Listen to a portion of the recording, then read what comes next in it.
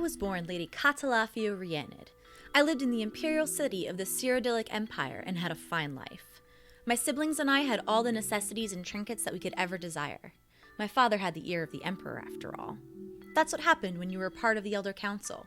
His influence ran deep, as did his pockets. But when you live a life where you're handed everything on a silver platter, and there's little to no consequence for your actions, it was quite easy to lose your morals. What I'm trying to say is that my father was not a nice man. He had no regards for the lower class citizens and treated the servants terribly. And even though I was the oldest child, my opinion on how he handled matters meant little to him, regardless of how much of a fuss I made or what I tried to do to help those less fortunate than me. So, one day I rescinded my family name, told my father to go screw himself, and joined the Fighters Guild. Not necessarily in that order. And that was the day I became Cat Emberheart. In the Fighters Guild, I learned how to fight. I grew strong and skilled, participating in missions that took me many places. But something just seemed off. Yes, I was doing good by taking out bandits and disposing of dangerous creatures. But in the end, being part of the Fighters Guild meant that I was nothing more than a hired sword, and it didn't sit well with me. I worked like this for a couple years, but then I was approached by a man, a recruiter for the Blades, the elite force sworn to protect and serve the Dragonborn. He knew my history, who I really was, and my desire for peace. He promised that by joining them, I would be able to make a difference. So, I did, and I've been with them ever since. And yes, I have been able to make a difference in keeping people safe, which is why I'm the one they're sending to the Somerset Isles to keep an eye on the rumors of rebellion.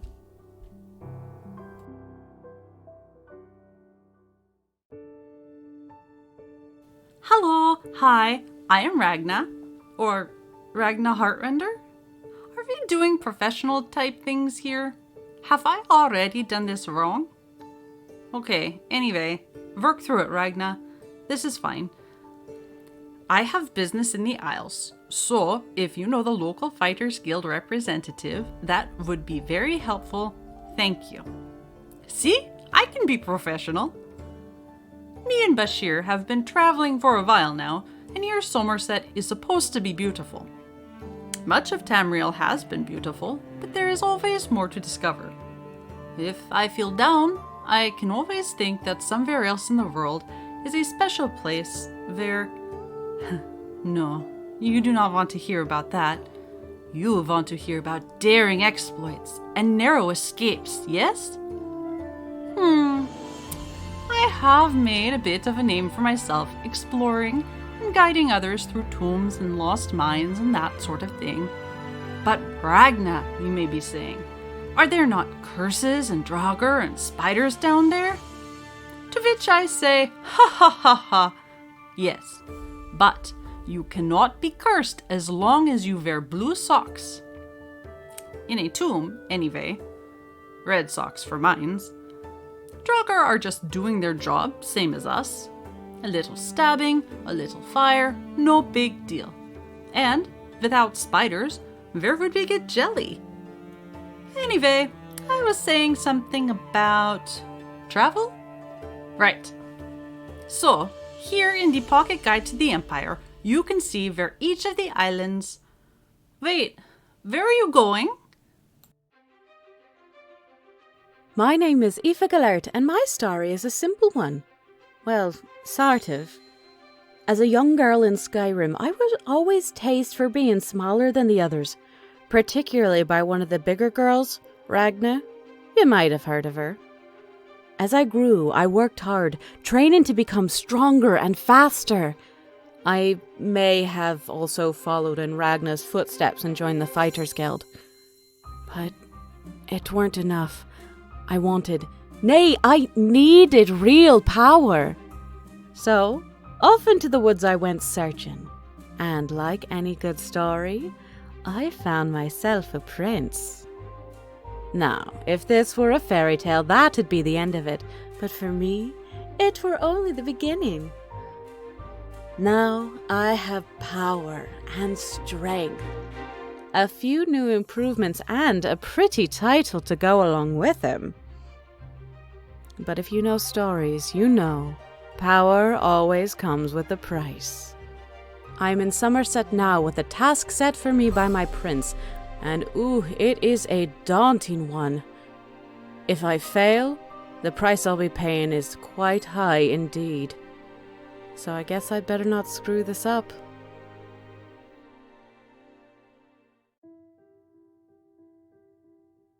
Well, hello. My name is Altamir Varaza, but you can just call me Alt. I am but a simple wandering performer, a troubadour and illusionist, usually traveling with my troupe along the countrysides of Tamriel. Shortly after falling in love and having me, my parents, both brilliant musicians, joined a performing company after meeting in the grand city of Daggerfall. I grew up with the rumble of the wagon calming me to sleep each night. I learned a lot from my parents on the road about music, science, history, performance, and embraced some of the magic I found inside and channeled it into the arts.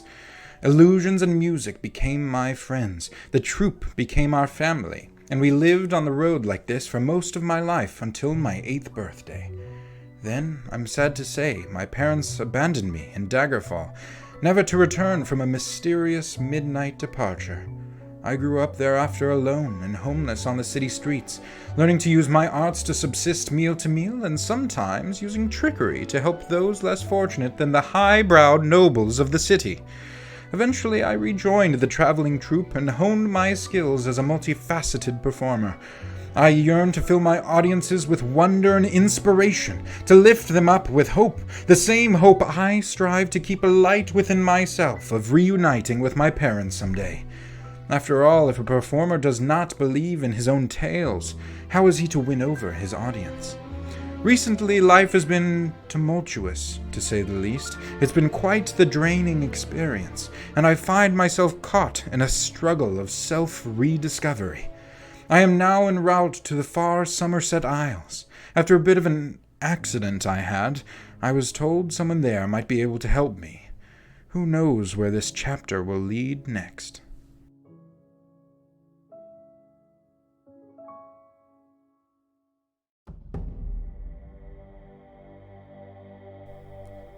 You sleep rather soundly for a murderer. That's good. A clear conscience is necessary for what I am about to propose. You prefer silence, then? As do I. For is silence not the embodiment of Sithis himself?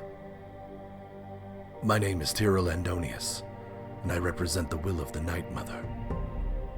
She's been watching you as you kill, admiring as you end life without pity or remorse, and she is most pleased. That is why I stand here before you with an offering. An opportunity, if you will, to join our rather unique family. You've heard of the Dark Brotherhood, yes? The remorseless guild of paid assassins and homicidal cutthroats? Well, I can assure you that we are such. But more than anything, we are a union of like-minded individuals. Individuals like you.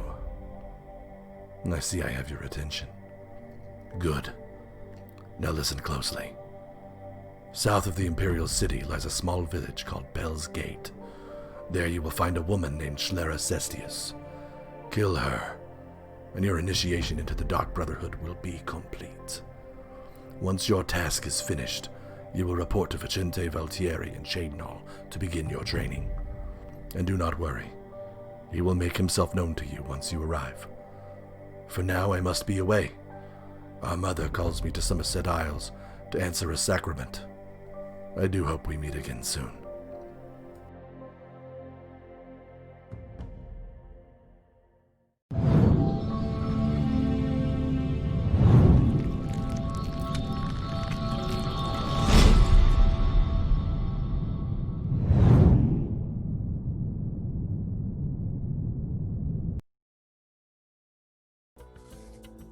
And we're live.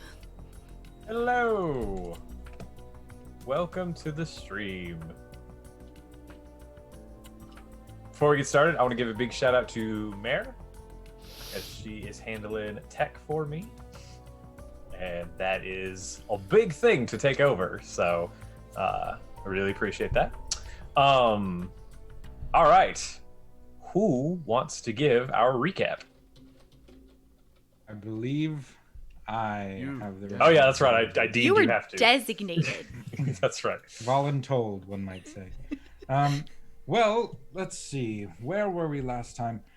Well, we were just departing from our wonderful feast at the fort there, although it left me quite famished, strangely enough. We left this strange fort with a prisoner in tow to bring to the Durenis, where, well, Lynn had told us that if we brought such a prisoner, that they perhaps might let us in, and, well, she was right.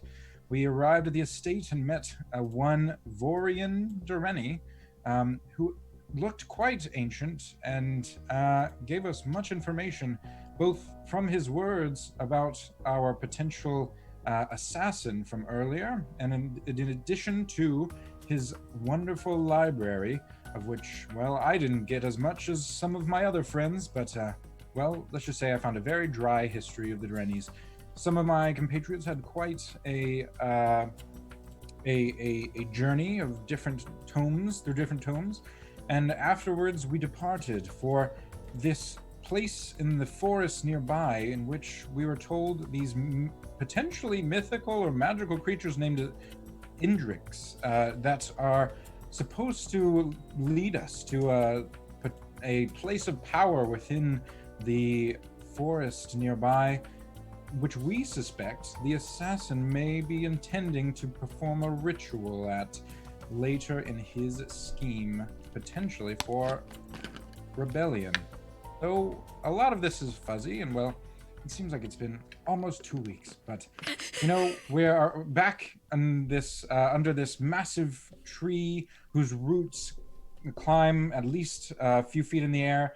We found the Indrix, however, we were just about to be accompanied, at least more than a few feet in the air. But we had found the Indrix, but we're also suspecting to be surrounded by strange noises and strange creatures that may follow.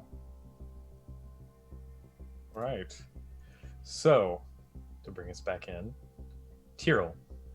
The rest of the group, you kind of left them behind as they were discussing the best way to woo the Indrix.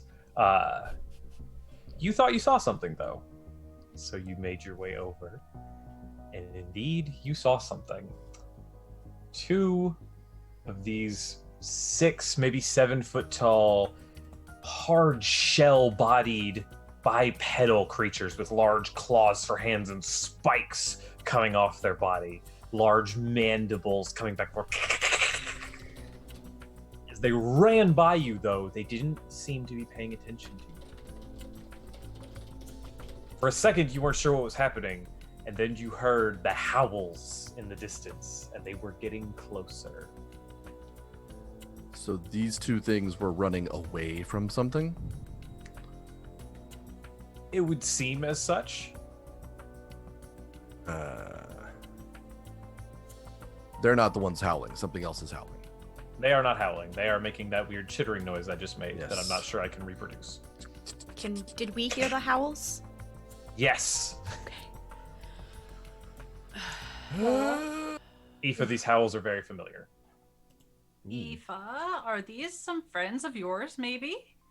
Please? Friends might be a strong word for what these creatures are. Prey? Are they hunters? They're most likely, yes, they're fellow hunters. And, now, I don't know who they might be. Not that I can't distinguish necessarily between individual howls, but, Not in this form, no. no. But,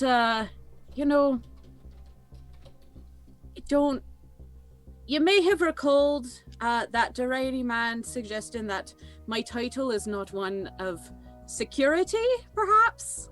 Rivals? Potentially.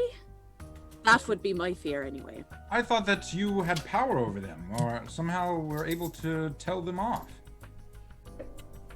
I mean, sometimes, but Tyrell, they're like to- moving closer. You can now hear the of things tearing through the forest. They're not being stealthy. The howling It is- things. The howling things. They're not howling at the moment, but But This yeah, seems that's like them. clearly what's coming. I'm gonna hightail it behind these chittering things back Mhm. towards.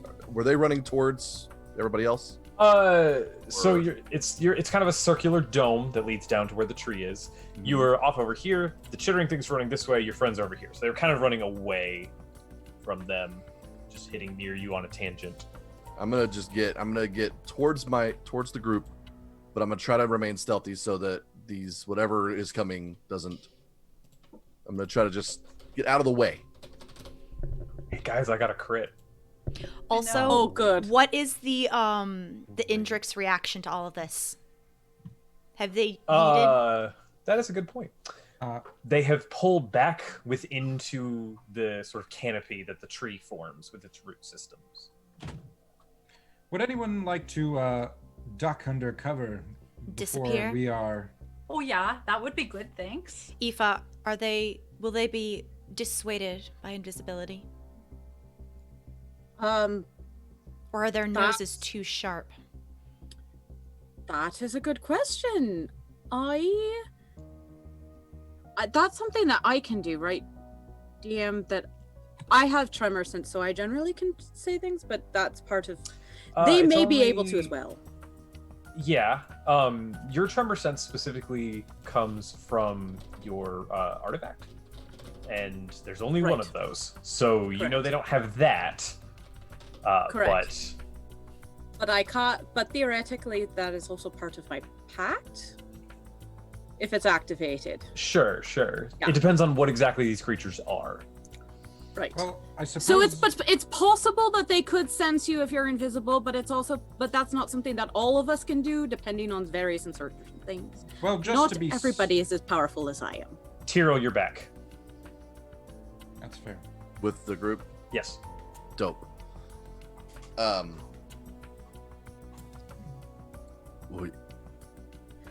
We need to hide. Oh, Good point. Ragnar, come here. Yeah. You've always been a good friend.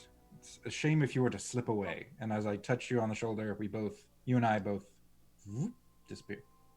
Oh. Alt, are you there? I'd like to Hello? climb a Yeah, tree. yes, I'm right here. Oh. You're invisible now. Don't show yourself. Tyrell, I Aoife, see what are the you two doing? house. I like her plan. Climb a tree. All right. Same tree, different tree. We're with the big root canopy thing, right? You'd have to go down into the sort of Ooh. valley area. That's where I thought we you're on were. the rim Uh, that is close to the sky. and all the Indrix went down in there, right? They were down there already. Okay, There's they a all few that kinda- were out from under the tree, but now they've all retreated under the tree. I'm going there. I think. Oh, good. Oh, great. Hey, Mayor, Great. go ahead and bump that up to 2, please. No. Oh, good. Oh, great.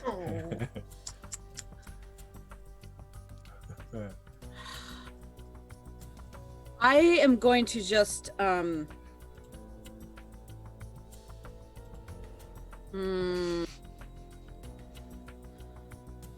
I don't really care to hide, frankly, but if everybody else thinks, but Tyrell, you're my. But if everybody else thinks it's a good idea, I will also climb a neighboring tree to get out of the way. Okay. Reluctantly. Would like to climb, but also when I have climbed, I would like to ready my bow, please. Sure. And tell Bashir to maybe not be here if they're still around. I don't know how far away. Bashir backs kind of into a thicker foliage area. Good kitty. And I'll kiss his nose before I go. He lets you do this. You make your way up the various trees into your hiding spots. And a few moments later,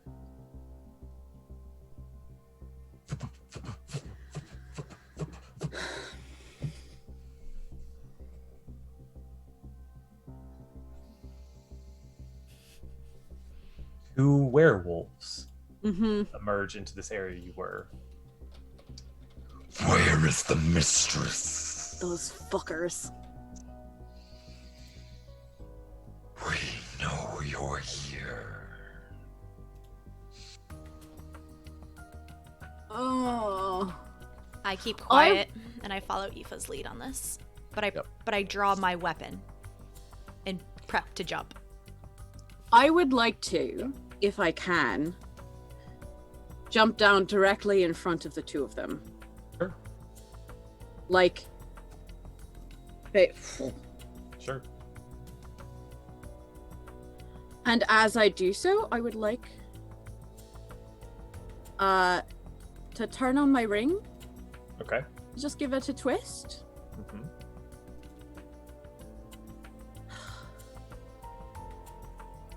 I'm the mistress of the hunt and Hircine's champion.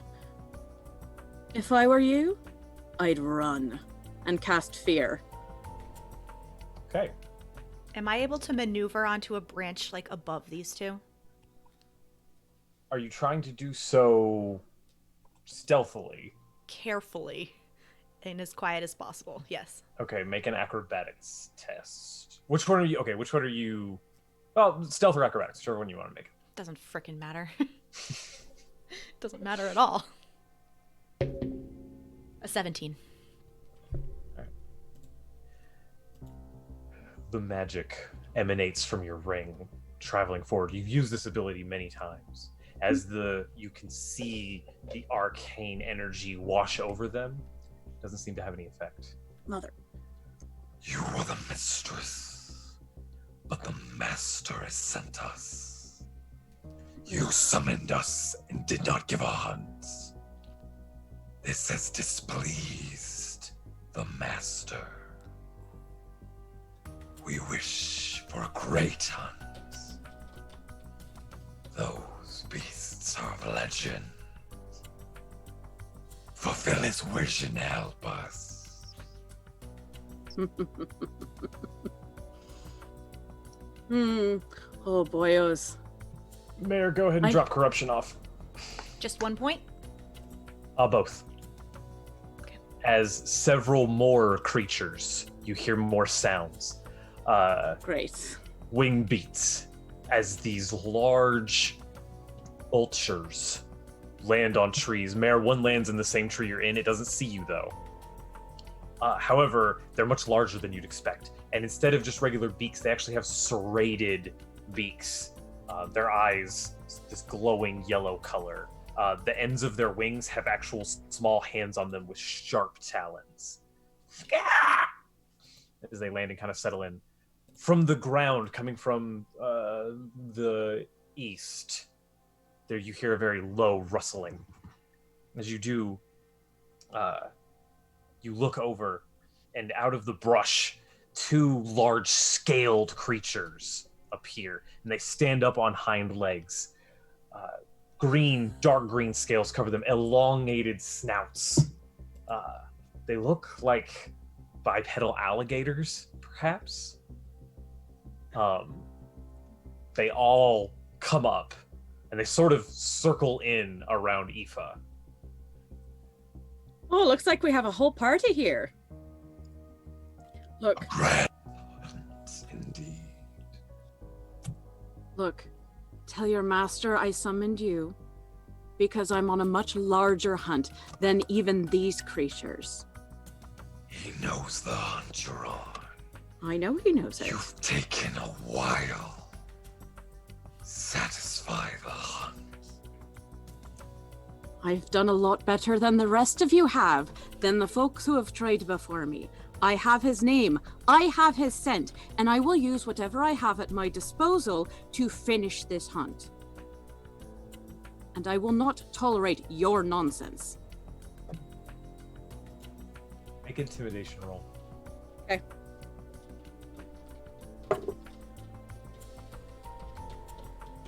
Oh, golly. Hawked. How does a 22 sound? Sounds pretty good. All right. The vultures kind of back away a little bit. The alligators get back kind of lower. not all the way down on their forelegs, but low. The werewolves stand tall.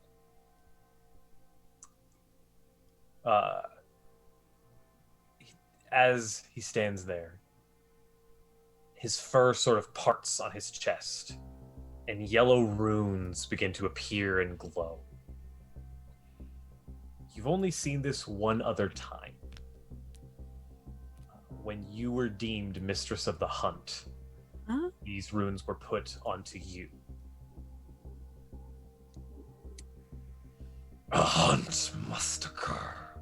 It is his will. Can I make eye contact with Aoife? Are you looking at any of us up in the thing?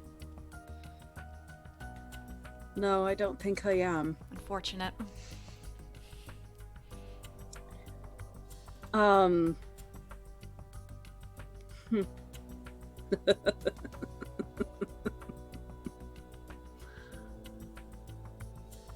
hunt he wants. Can A I? hunt he shall have. And, I'll howl up into the trees and activate my pact. Oh, is this what I think you're doing? I look at Tyrell. Okay. What exactly are you activating? Right, well, the first thing is that, you know, the teeth and the claws get a little sharper. Okay. And, oh, golly, it's been 2 weeks. How does this one work? It's fine. I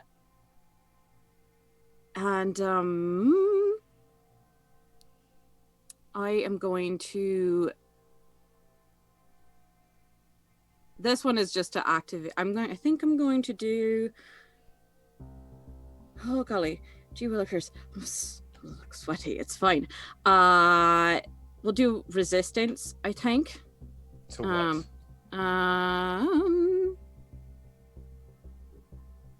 That's a good question. Slashing, piercing, bludgeoning are all options. Also, Slashing. poison. Okay. Let's do slashing. And then, yeah. And then, you know, when I have the chance, I'll start to transform as well. So you can go ahead and do that. We're not in like an initiative order. Perfect.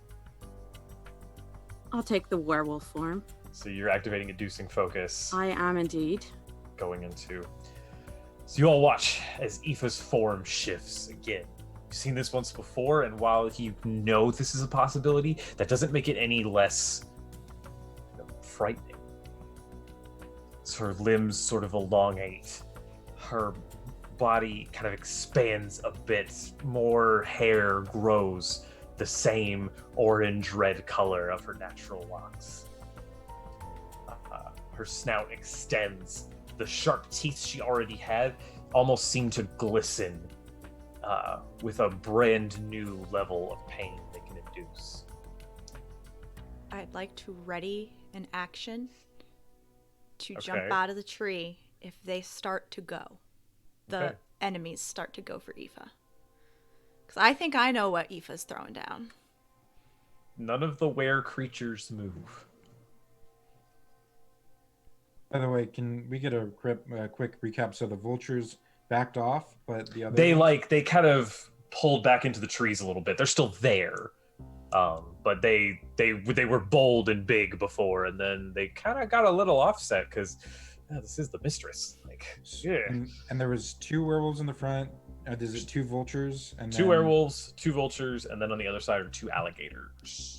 And could you remind us of like how the geography looks currently? Like, is this like in the middle of a grove and then You're tree on an line? upward hill. There are sparse trees. It's not a thick. You can see through them fairly easily. Off to the east, it does get a little thicker, and that is where the alligators came in from. But everything is fairly visible. You all kind of climbed up into the trees, though. Gotcha. That was sort of the best cover. Yep. Okay. I'll take a swipe at his face.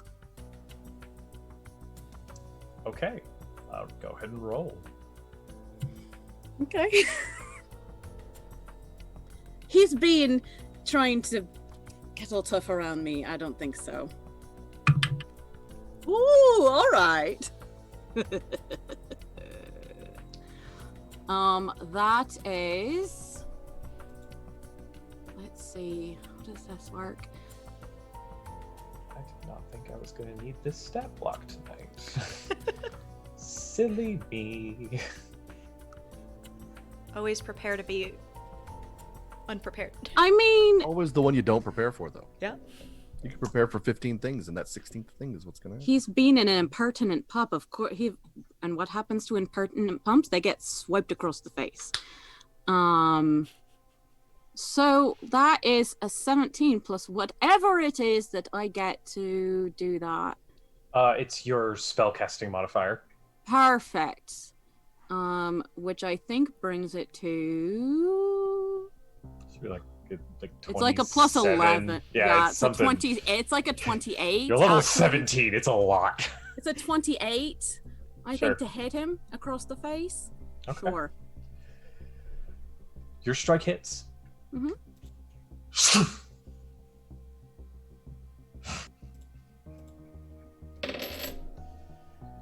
He told you to. smiles, blood kind of dripping out of his fur. The runes shift and begin to travel across his body.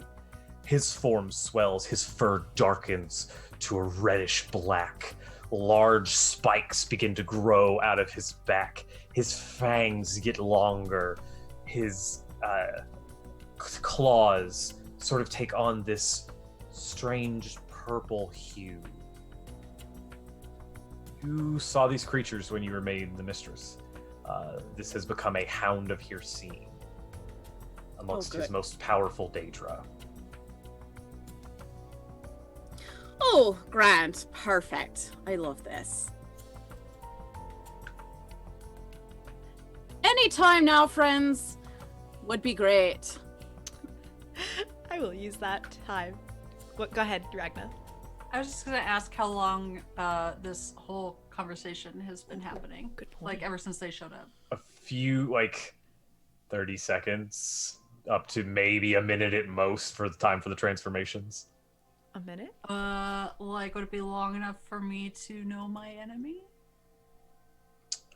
Oh, read me that ability, because I don't remember how that works. If I spend at least a minute observing or interacting, which I've not been doing, another creature outside combat, you can learn information about its capabilities compared to your own. Strength score, dex, constitution, armor class, current HP, total class levels, if any, fighter class levels, if any. You learn all of that? Or I read you it get as to it's choo- written. That's part of your class, right? Yes, Battlemaster. Battlemaster. Let me look at that real quick. If it is all of it, because which creature are you looking at? Because I don't think you could do this like every. The Hound, specifically. The Hound. That would Okay. have captured my attention. The creature has technically changed types twice in this encounter. So if it is Sure. all of them, I don't know that you're going to be able to learn all of it, just because you haven't had a solid minute with its various forms. You That's get fair. 2 of those. It says. That's weird that it doesn't tell me that in the, like... I mean, it makes sense for it not to be all of it, but... Yeah. The DM tells you if the creature is equal or superior or inferior. Oh, okay. In regards to. In the regards following to characteristics. 2 of the following characteristics of your choice. Yep. So I can makes tell sense. you if it's better, the same, or worse of any of those 2. Okay. I would like to know... Oh, but I can't know that one, right? I'll let you do the 2 since it's only 2. Okay. Sure. Armor class and current HP. What is your armor class? Oh, that's a good question. Because 18. it's 18? Equal. Okay. What is your HP? Current or max?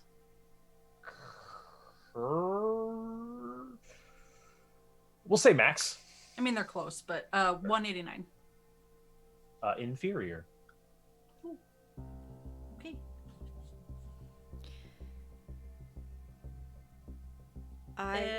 Sorry, go ahead, Ragna. You had an action No, go ahead. ready, Mare. Yeah. This is kind of when that would happen. Yeah. I want to jump out the trees. I probably would have only climbed like 20 feet. Are you jumping onto anything, or where are you trying to land? Aoife? What kind of, what were you hinting at? Well, there's the one that I'm talking to, and then there's another werewolf with him, and he has not Yes. changed. No, the other werewolf has not changed. He's just a werewolf. All right. Yes. I mean, Cat, pick your poison. Either one of those two would be helpful. I will. I Go ahead, Tyrell. I'm tactically speaking, I would drop right behind the main one that she's talking to, Yeah. so as to flank it. I probably would have done a triangle of that. Okay. So, I need initiative rolls. sure. Yep. So, Aoife, your master wants a hunt? Let's give him one.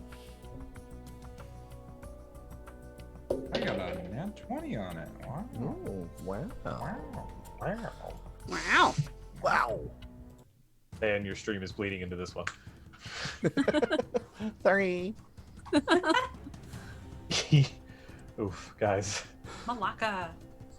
Alaka. Alaka. Huh? Okay, Aoife, Dirty 20. Tyrell. Dirty 15. Hell yeah, everything you do is dirty. Why did my autocorrect change that to Tyrell? Jeez. You can give it to me, that's fine.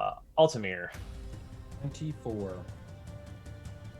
24. Oh, geez, I thought you said 34 for a second. No. I'm not Tyrell. Yeah, no. Cat. 10. Okay. Eva. Or. Dirty Ragnar. 24. Alright, so you and Altamir we'll share a turn and you guys can decide who's kind of going whenever. Okay. Mare, you drop down.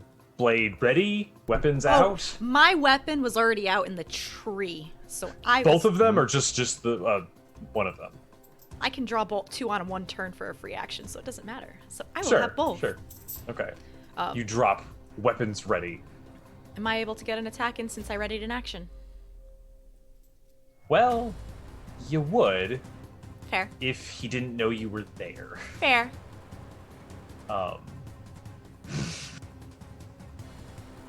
Excellent.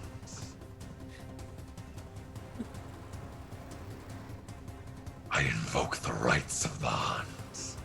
Oh, goody. Wonderful. Let's see if you really are still the mistress.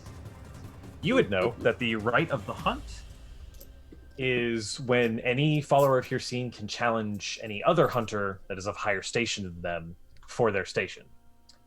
It is a 1v1 situation. Okay. Yep. As he says this, the rest of them, the weregators, the werevultures, and the other werewolf, all take steps back. Do you accept? Or are you a coward? Oh, no. I absolutely accept. Didn't get this far without being... by being a coward, friend. I issued the challenge, so it is your right to name the competition. Shucks. Say that one more time. Sorry, I'm a little deaf. Push-ups. Push-ups? Is this? Oh, okay. Who said push-ups? And Perfect. Oh. Oh, golly gee willikers.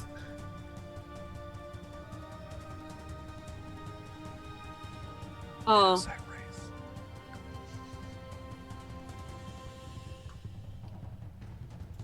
I mean...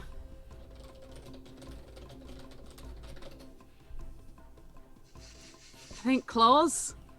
Teeth?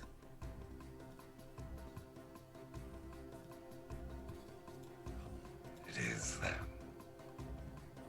takes like a ready stance. the rest of you. Let me see. So it I goes haven't backed first. off at all. I'm still right there. Oh yeah. Altamir and Ragna, it's your turn. You have heard all of this being said. You don't know what the right of the hunt is, though. Ragna, do you know what that is? What are they talking about? No, I. Shh. Oh. No, I don't know. It's not really discussed in the books I've brought with me. Should we? You- Do we fight? I don't. I mean, Cat isn't really doing anything, so maybe no. Holding your turn is an option. Yeah. Uh, Oh, you meant us? Yes. Yes. No, I'm reminding the weregators that they don't have to go right now. yeah. Can Uh, we tell if the rest of the other werewolf? So Cat just dropped down. Yep. Is the second werewolf looking to fight her, or is he also? All of the other were creatures have backed 10, 15 feet away. Okay. And they don't appear to be in like aggressive. I mean, as not aggressive as were creatures can seem. They don't seem to be aggressive right now.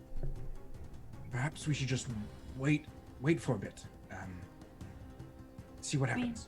she does sort of know, like, what she's doing, I guess. Maybe I could prepare something just in case, yeah? Yeah, that sounds good. Yes. Okay, great. And Ragna is going to quietly, like a little mouse, start unloading her cheese out of her bag. Okay, yeah, sure. You start getting the cheese wheels out of your bag. Why does everyone laugh at Ragna? Ragna has very good plan, in case things go sideways. I What don't know the if that's shit? were creatures are lactose intolerant. That would be my action, wouldn't it? I'll say you can ready stowed cheese wheels as a bonus action. Oh, bless. In which case I will, if any of the other, wares, is that the preferred term? Sure. I would like to ready my bow, again at the end, and if they, look mean, like they are going to attack any of my good friends, not just like mean, but like if they're actually going to attack, because they can't help how they look, maybe they have like resting mean face. I would like to shoot them in their mean face if they try to actually attack. Just for clarity's sake, with the cheese that you got out of your bag or with No. the arrows? That doesn't make any sense. Why you got the cheese out? Oh, if you don't know, that will make it ever so good if I need to use it. No, with my bow and an arrow, regular arrow. Uh-huh. But I would like the cheese to be next to me, Sure. just in case. Sure. All of it. You said as a bonus action, all of the cheeses. Okay. Sure. All 10 wheels of cheese are now precariously perched on the branch. Yes, thank you. Thank you for the reminder on how much cheese she has. 10 full wheels. For those of you who don't know, cheese wheels are like 2 feet in diameter. So there's a shit ton of cheese. Yes. Okay. Aoife. So for full Oh, sorry. clarity, if anyone but the Hound of Hercene tries to attack any of our party, Right. I would like to shoot them with my actual bow and arrow. Right. I caught on. I think I'm gonna hold my action until it's something like that too. So. Okay. Aoife, Yes. it's your turn. Great. Wonderful. I'm gonna since I issued the challenge and I said claws and teeth. You did. It's fine. I'ma hit him. I'm gonna scratch him again. This time on the other cheek. Oh, jeez. When you make homebrew and you can't quite remember, Y'all. you have to go look it up. Oh, right, and it's not in D&D Beyond because D&D Beyond hates warlocks. Correct. I don't actually think D&D Beyond hates warlocks. Just No. their programming thing is a little behind for custom packs. Okay, let me.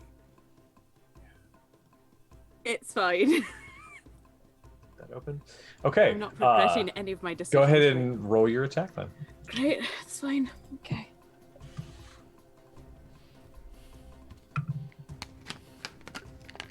Oh, well, how does a natural 20 sound? Sounds pretty good. Great. Come on.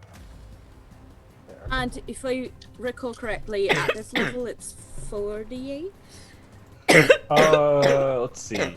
With your supernatural weapons, well, it's okay. You can either use the supernatural weapons or whatever the stat block of the creature you are is. Oh, well, plus the your charisma supernatural modifier. weapons better. Yeah, charisma, yeah, probably better because let's see. At 17th level, yeah, it's 48 plus charisma modifier damage.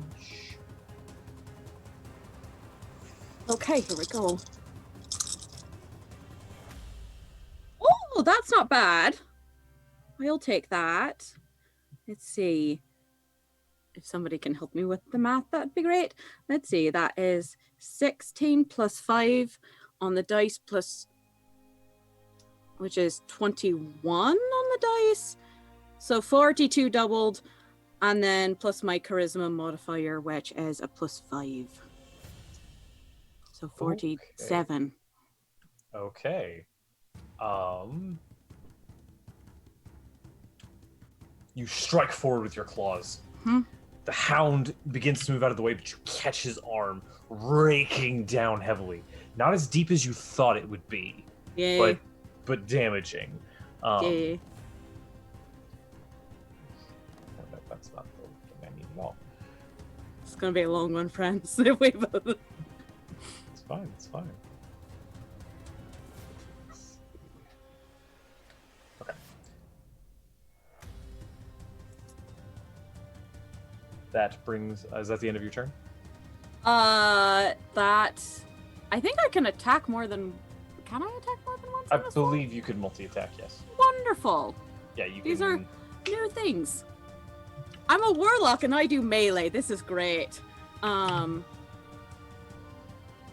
a thing. I did this to myself. Sort of. Cool. Yeah.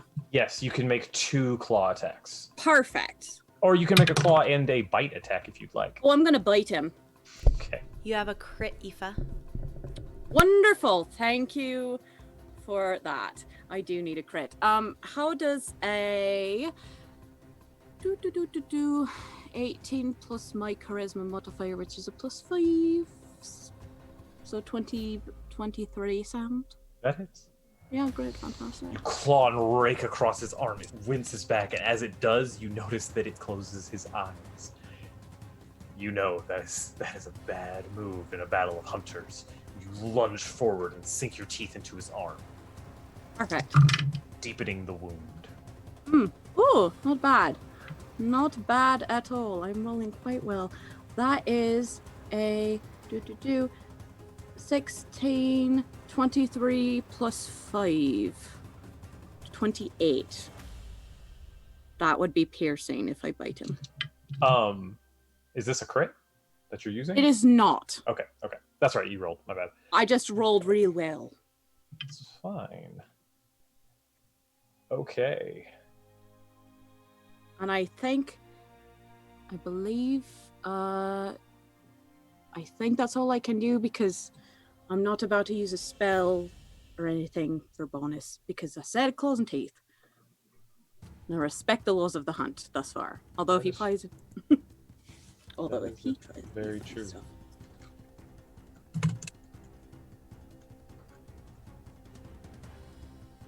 Okay. Tyrell, or Altamir, at any point, since you're holding your action, you can go ahead and use it.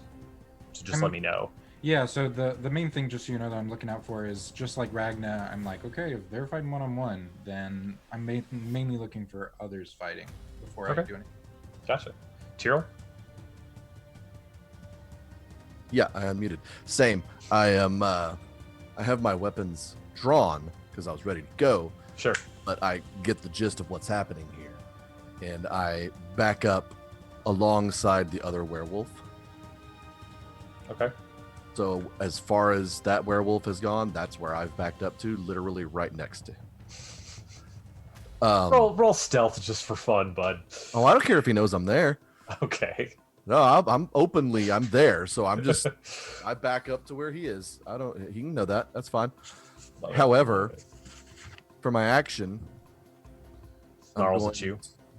That's fine. Yeah, for an action, I'm going to take my offhand blade and run it down my arm, just the back edge of my arm, activating the dagger of venom, and a thick black poison coats the blade. And it stays there until I attack with it. Okay. So I'm ready, but I'm not doing anything. Okay. Cat.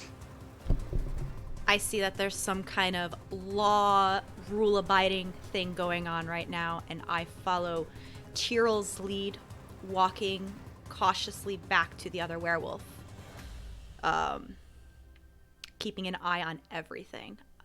Mechanically, I will hold my action to attack and go for anything that tries to interfere, or Sure. if Aoife looks like she's about to go down. Okay. It is the hound's turn. Ripping his arm out of your grasp. Good start. Comes in with his own claws. Let's see. That's a way miss. Oh, 24? Yeah, I believe that hits for He comes sure. in with his injured arm, but it's moving a little slower because of your assault, and you manage to dodge it easily. Then he comes over top with his other arm, and it catches you across the chest. It deals 14 slashing damage, which you have resistance to. So half that, delightful. 7. Perfect. And after he rips down, he also goes forward for the bite. Sure. And you know what? I'm using my crit. Yeah, that's fair, really. Fine. All right, so I'm gonna go ahead and roll the damage. Oh no, I don't like that laugh at all. You take 36 piercing damage. Sure. And I need you to make a Constitution saving throw. Fine. I do get advantage on this, don't I? Due to Why? my gains advantage on saving throws from creatures whose type matches yours. Oh, that is true. Yep. His type does match yours at the moment. You are both Daedric shape changers. We sure are. Oh, thank God for that. That is a good thing because my con saves are not that great. A 19. Yeah. So you, as he bites. Ooh. Oh no, I don't like that. Don't like that at all. As he bites, you notice that the fangs behind, various teeth behind his main fangs, also Great. have that dark purplish color that his claws do. Great. As he bites in, you suddenly feel a shock rip through your system. This is a nasty poison, as you take 46 points of poison damage. Okay then. Now, all right. 46, is that on top of whatever you said the other one was, which I do not remember? You only take, I think it was 7 slashing damage, and then Okay. and then you take. See, I rolled an 8 and a 6 for 4. Then 18 piercing damage. I don't remember how much it was for piercing. I feel It was like it was more than that. 20 something piercing damage, but that wasn't halved. We'll say it was No, it wasn't. 22 because that would have been average times 2. Okay, sorry, I just it was a lot. Okay. Yep. Ow. Yep.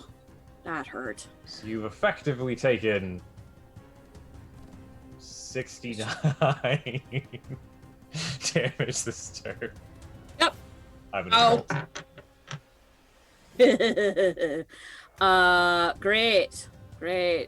Wonderful. Cool. Yeah. I'm gonna bite him again. Okay. And I'm going to use my crit for this. Okay. Thank you. His fangs reach in and he catches your shoulder as he pulls back. Mm-hmm. Oh, I Man, grapple I have at new him. neighbors now. I wonder what they feel about this. Oh yeah. I just growl back at him and sink my teeth into whatever is readily available. As he rears back to let out this howl of victory, you notice that his neck is open. Mm-hmm. All right. That is, let's see, 10 plus 12, 22 times 2 is 44 plus 5. Jeez.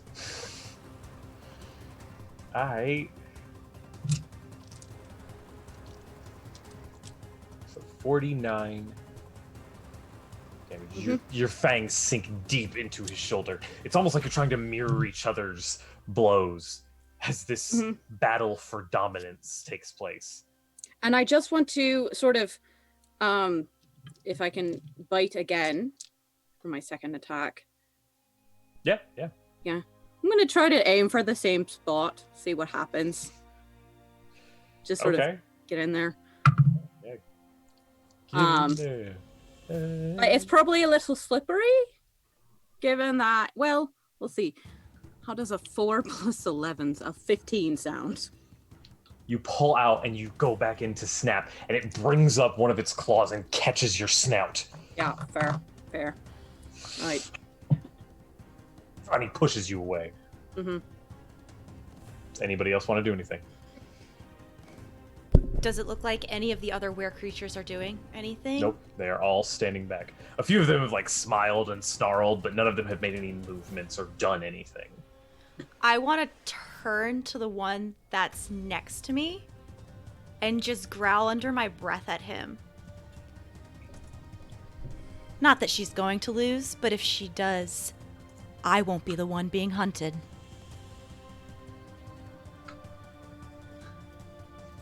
Okay.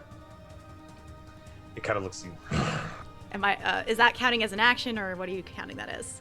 You could just say, cool. You could threaten. That's a fighter trait. You could threaten people as a free action. Yeah, sure. And then I'll do the same readied action as last time. Sure. I would like to the same ready action, but I would like to use my birth sign as my bonus action to regain 1d8. 5 plus. You're calling on what sign is it again? The Lord. Yes, the sign of the Lord. 8. Okay, well it'll just put me back up to top because it's gonna be over 10 and I'm only down 10, but okay. Because it'd be 14 total. Dope. It's not a lot, I just don't like to be wounded. The creature comes back, the hound, sort of takes a low stance and goes in for a series of swipes back at you. Oh yeah. 27, Yep. 23, and 24. All of those hit, yep.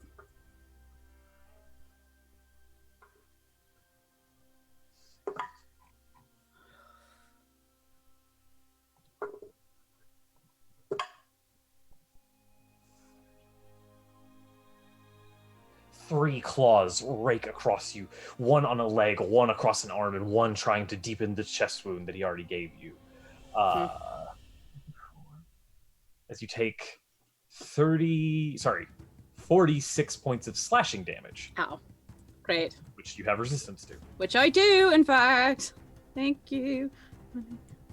Okay, that's fine. Can I also ask if Aoife looks bloodied? If bloodied is less than half, then yes.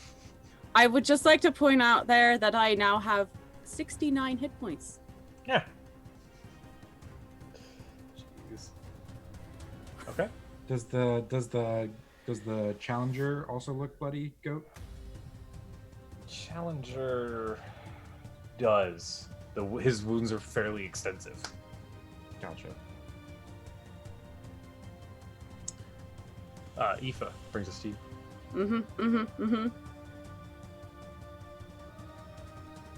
I will bite him again. Go for it.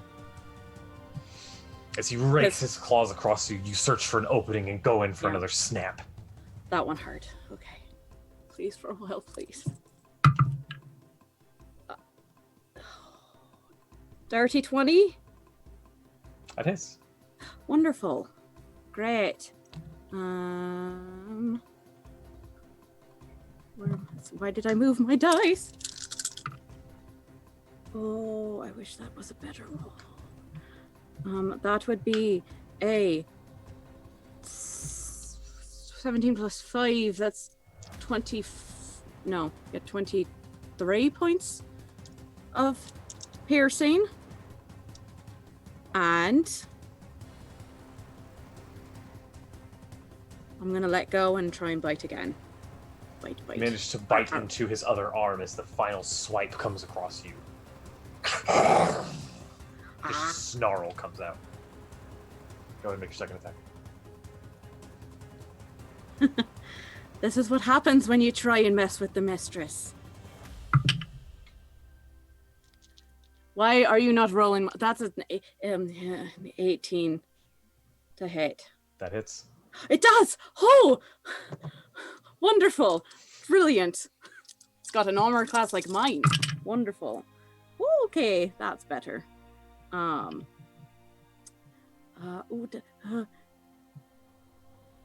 can't math. 14, 19, 27 plus 5 for 32. 33? 32. I can math. 32 points of piercing damage again to this fucker. It reels back. Ha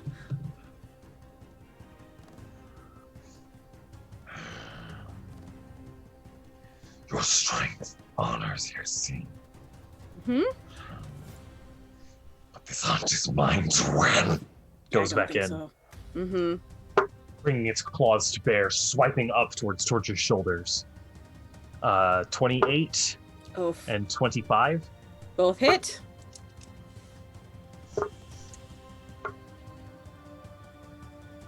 For 24 piercing damage. Or sorry, 24 slashing damage. So you can have that. Oh. And as it hits you with both, it sort of grabs into your limbs and pulls you in for the bite. Okay. Thought it was a natural for a second. That was going to be nasty. That's going to be 24. Yeah, that also hits. Okay. I need you to make a Constitution saving throw. Oh, college, you will a person. The terrible part is the last time I rolled really well on that. So, and that is worse than that. Did you use your advantage because you're? Didn't you? Oh, you're right. I do get advantage. You still have that. Thank you. Nope. That is 14. Okay. Yeah. So you take. Oh, these hurt. These hurt real bad. Yeah, they do. You take 14 piercing damage. Okay.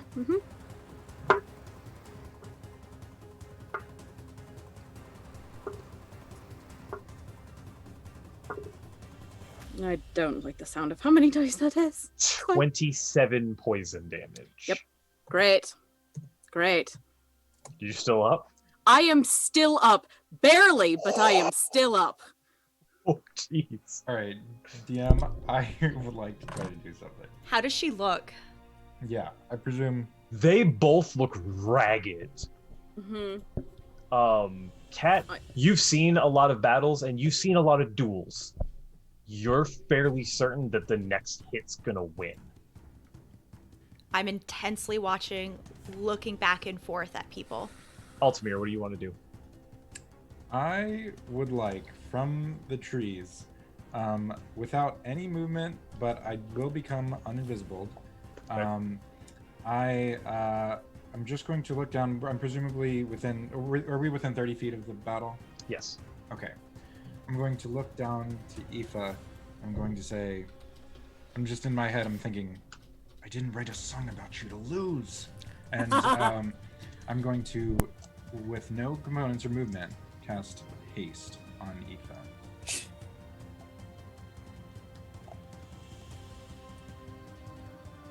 Okay. Yeah, because you can do subtle spell. Okay. So suddenly are becoming visible. I'm in the Wow. tree, but Wow. Wow. Wow. I rolled perception checks, and the hound gets advantage for reasons, and no one rolled above a 4. I rolled it for all of them. No one notices that you're there. perfect. And I didn't move a muscle. Okay. I love you, Alt. I'm not even. No one else in the party knows either. There's all. It would just be that Aoife feels her blood maybe rushing a little bit faster, and I don't even know if she would know that it's coming from me. That's just bloodlust. Okay. That's it. Okay.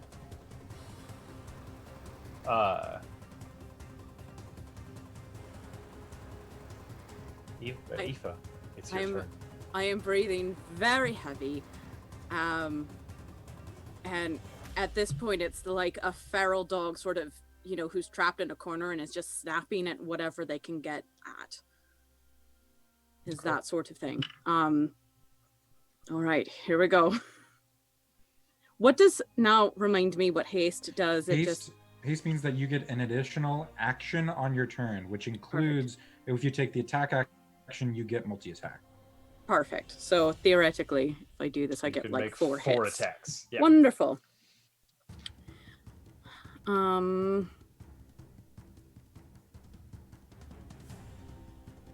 Yeah, we're gonna go for a bite and a claw on this one. Okay. I'm gonna roll both of them at the same time. As he sinks his teeth into you, he pulls back. He actually is like ripping out a bit of your shoulder. He doesn't let out a howl this time, though. He's learned a bit from that. And he pushes you back and enters back into this low crouch, breathing raggedly. Blood is dripping from his various shoulders and limbs. 22 and 26. Both hit. Great. 3 and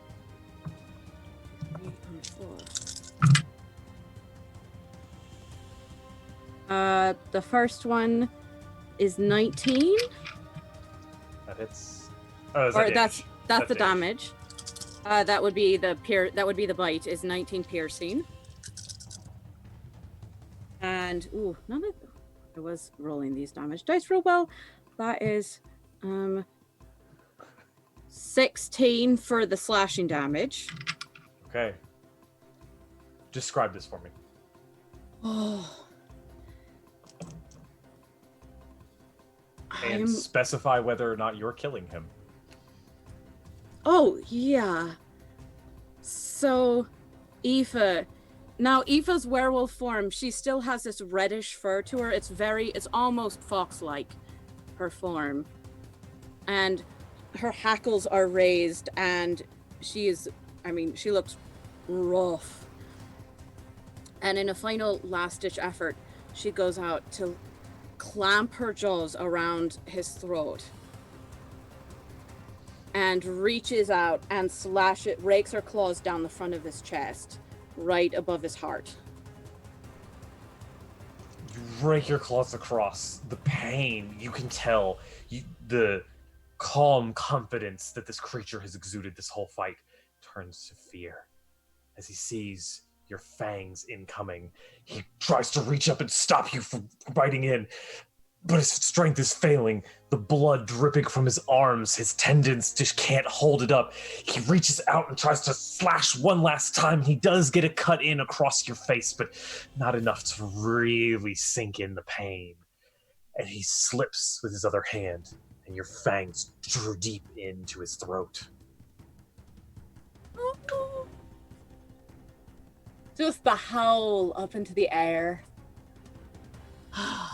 The body slumps down.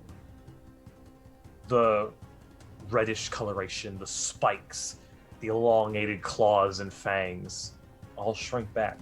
It still remains a werewolf, but it is no longer a hound of your sleep. The golden rune reforms on its chest and then dissipates. There's a stillness and a quiet. For the briefest of seconds, the sky around you, you swear it flashes into a deep maroon, and the yellow rune appears on your chest, Aoife. The rest of the were creatures bow. The other werewolf steps forward. What would you have us do, mistress?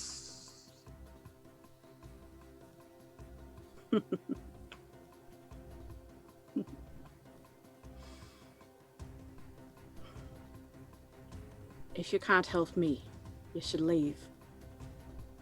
But if you want to be part of my hunt, we're looking for a hare and eye.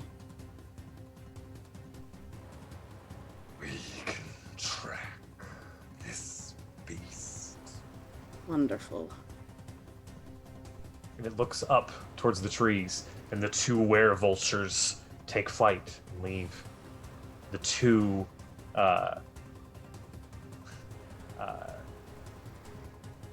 were-gators get down on all fours and slowly back away. And the last werewolf smiles. Yassine chose wisely. And he just runs off. I always thought so.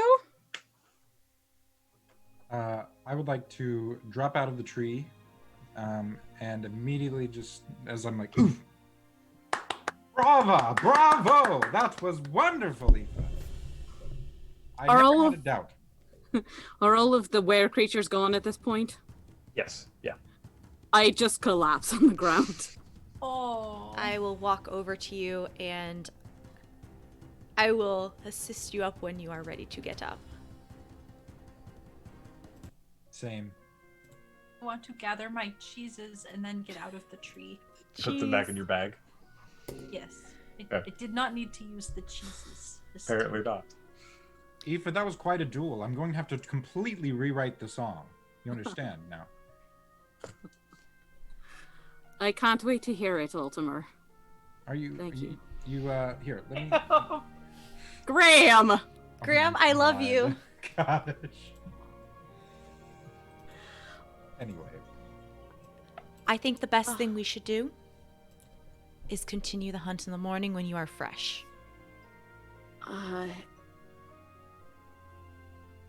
We don't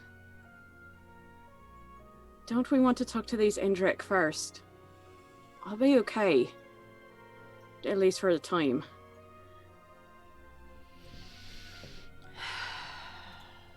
I suppose, do we have any kind of plan to talk to them?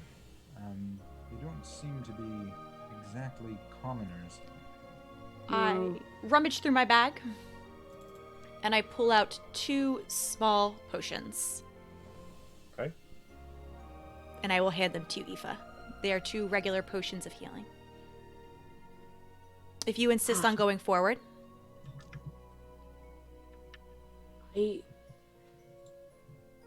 We have some help now, which is more than we had to start. I probably should have specified not to kill, just to find him and not to actually kill this man that we're after, but...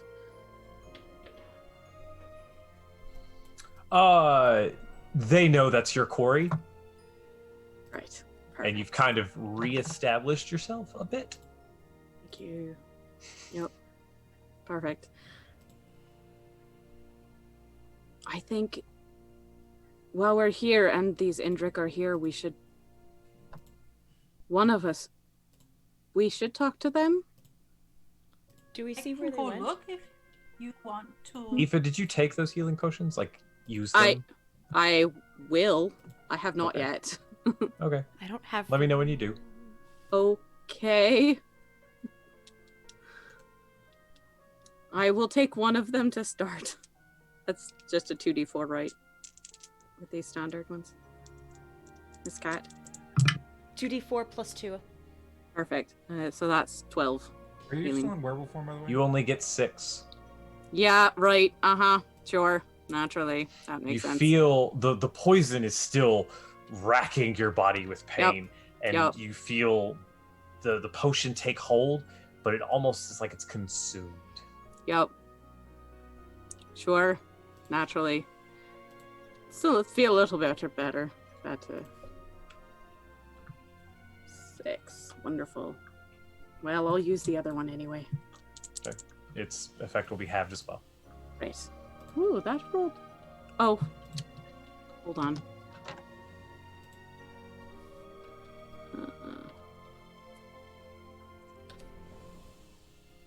Right.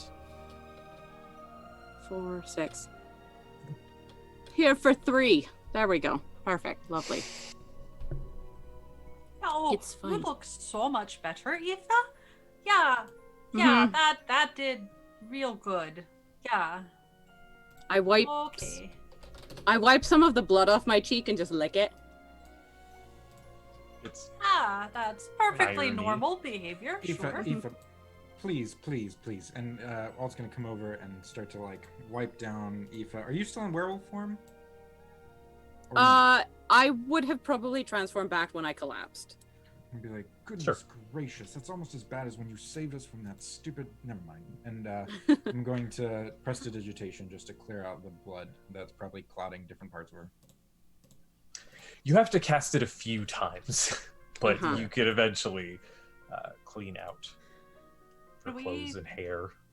Still see the Indrix? Like, did they bolt, or are they just like? The last time you saw them, they retreated into the root canopy of the tree. Okay, that seems safe. Roots are fine. Like I said, I Yeah. think. Are you sure you want to go on, Aoife? And what time of day is it? Y'all went the same day. Yeah, I feel like it's. So it's Let's later wait. in the afternoon. Yeah. Right. I think. So maybe have a little nap. I think we should take longer than a nap. Yeah, well, that was like a figure of speech, but sure. If you all think that's what's best. I apologize. I feel. I mean, No one tells what a Daedric prince to do. No one's blaming you. well. That's true. Yeah, you didn't really go looking for that. No, but I knew this was a possibility that some of my fellow hunters might try something like this. Impatient. But that was their choice, not yours. I thought a hunter would know better that not all hunts are gonna be fast and quick. Aoife, you would know that since it didn't turn back into any sort of mortal being, it just turned back into a werewolf when it died, that Mhm. this was simply one of Hircine's Daedra. This wasn't another hunter. Right. Well, yeah, I wouldn't. Hircine does like, my prince does like his challenges, that's for sure. Hmm. But I also thought he understood that the harder the hunt, the sweeter the reward at the end. The longer it'll take. No. So are we to return to this in the morning and find these Indrix again? Or may we continue? I don't know if we are going to find the place of power tonight, even if we were to talk with these Indrix, but it's, I suppose we could try to talk to them, don't you think? Where the Indrix were laying, does it seem like this is where they frequently go or frequently hang out? Unsure.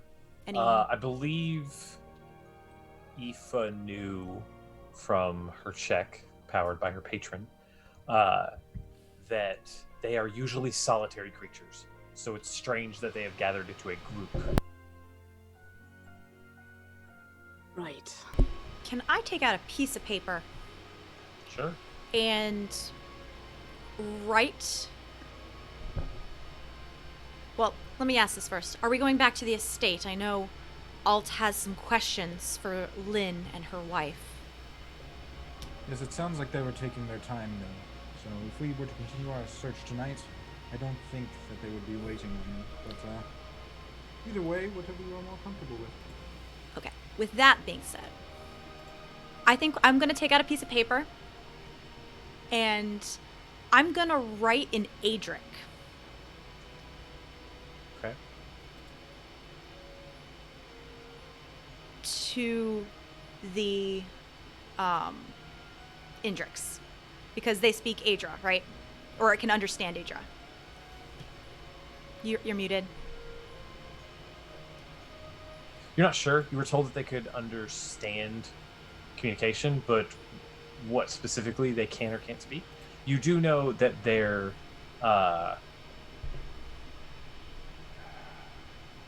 you do know that the two legends that you saw of the creation of Indrix are either that Adra decided that they wanted to become mortal and live within the forest and became these pure expressions of nature, or that the Adra wove them out of the essence of nature. So they are rumored in legend to be connected to Adra. So what I am going to do is write a note in Adric and below it in common saying something along the lines of, "Forgive our intrusion. We have a matter of great importance to speak to you about. We will return tomorrow." Where do you leave this note? I will leave it where I saw them laying down, or nearby near the roots. But I'm not gonna take a dagger or anything or pierce it into the tree. I'm gonna put it under a rock so it doesn't fly away. So it's pinned down. So you make your way down into the slight valley. It's 60 feet or so forward and about 20 feet down. And you approach the root system to sort of find a place to position this note. And you look inside and you see about 15 or so Indrix inside. The 10 that you saw before were all full grown, but about 5 of them appear to be very young. When you get near the root system... No, as soon as I see them, I stop. Okay. And I would like to partially bow in their direction. My companions and I'm speaking in Adric. My companions and I apologize for the commotion outside. If possible, may we speak to whoever is in charge. Forgive our intrusion. Roll a persuasion test. If I can find my mouse. Or make a persuasion test. With advantage.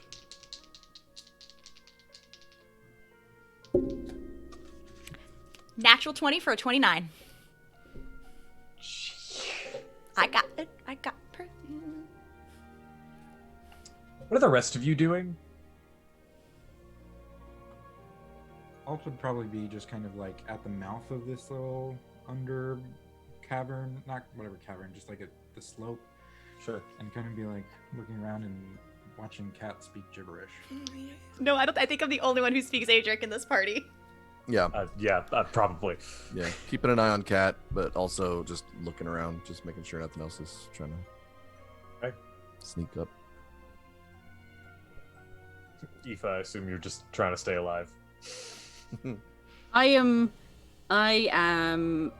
Anytime we're stopped somewhere, I am probably either leaning or sitting against something. It's fair. Ragna? I would probably be with Aoife and just sort of crouched next to her, okay, but that's still pretty gross, right? Really magnificent wolf form, but also just horribly gross to get to the wolf form. I love you, but it is so gross. I'm sorry. It is admittedly not the most attractive part of the procedure. No, I thought I was going to throw up out of the tree, honestly, which I was invisible, so can you imagine what that would have been like? Do you think it would have been invisible the whole time? Or would it just, like, appear? And then she's just gonna yammer on like that. Oh, Ragnar, It would definitely give away your location, Ragnar, so I'm glad you didn't. Also, the smell, like, not to say anything, but those wolves can smell pretty well, so they definitely would have found you. And you might have gotten some on me, so I appreciate you holding restraint. That would have been bad. While you are chatting with Aoife, Bashir comes out from the brush that he was hiding in, and he comes over and he rubs against you slightly, but then he goes over to Aoife. Oh. And gets real close. See, Aoife, do you do anything? I'm gonna talk to him. Because I can. Go for it. What do you say? Hi, well, hello there. Death Beastie. It kind of smiles.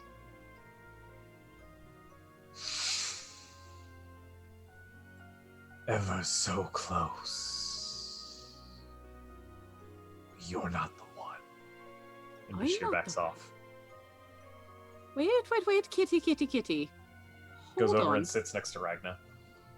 Just kind of starts purring. I will snug him. Wait, do we all hear that? No, that was Aoife can speak to animals. I can speak to. I You heard speak to animals. the rest of you heard Bashir let out this sort of low growl. And then goes over to Aoife. Hey, Scratch behind his ears. Happily nice purrs. kitty. Who is the one cat? He doesn't respond. I just.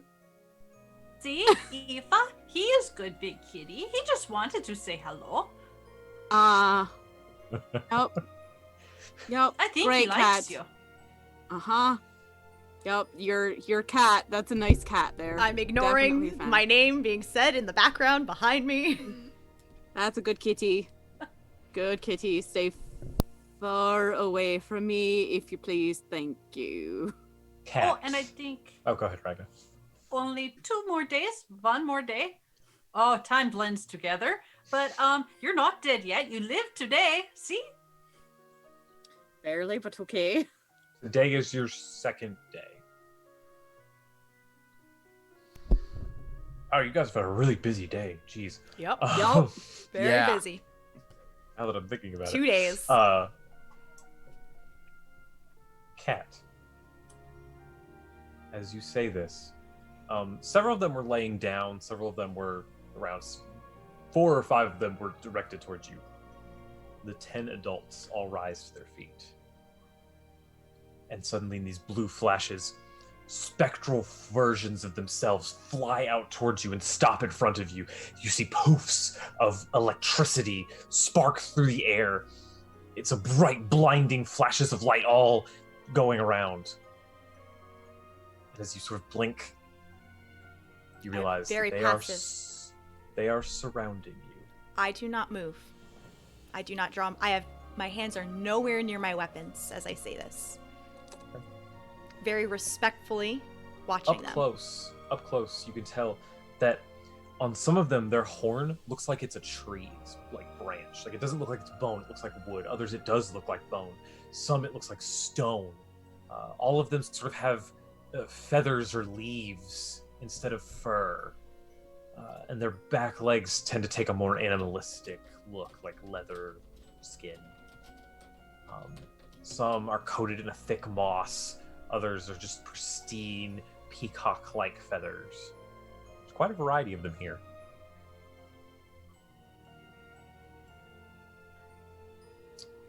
The one in front of you, which is the one covered in the feathers, just gets close, sort of weaves its head back and forth as it comes in. I will incline my And head. Its eyes kind of shimmer purple for briefest of seconds. Need you to make a wisdom saving throw. Am I able to get an idea of its intentions as they are all surrounding me. Make an insight roll. I'm going to use my advantage. Okay. I can't do math. I apologize. That's only a 13. Okay. Fighting creatures isn't really your specialty, Nope. but you have seen horned creatures. They're not super uncommon. Usually when they're attacking, they get low. They put the horn first. And with these creatures' abilities, what you just saw doesn't really seem like this is the way they do combat. I will willingly fail the saving throw. Okay. As a magical energy kind of settles in on you. Looks back and forth. And you hear in your mind, what brought you here?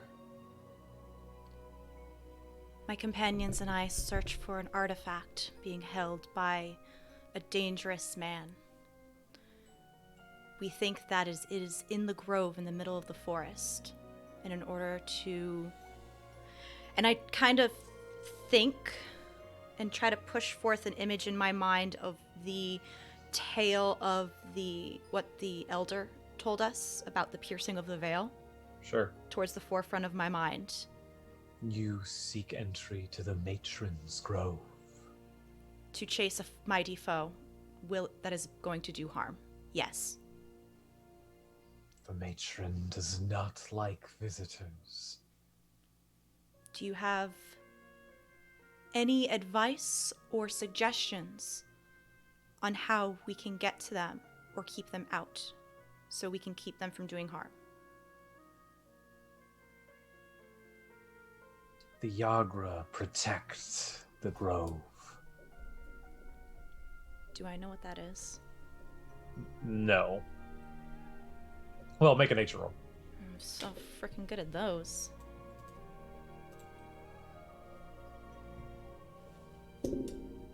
No, that's only a 9. Okay. Not sure. Between that and the dense trees, it is difficult to survive entry. Which is why my companions and I are searching for you. I know that your kind is able to travel freely through the grove. Indeed.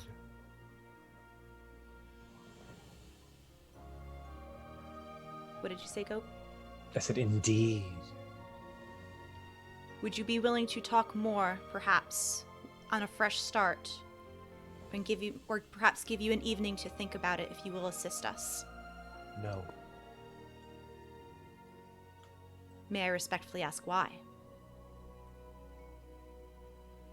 Why do you want entry to the grove? You say it is to stop great evil, to stop a prophecy. But what do you think to find there? I do not look for anything in the grove, nor do my compatriots. We only look for the man and the items he holds.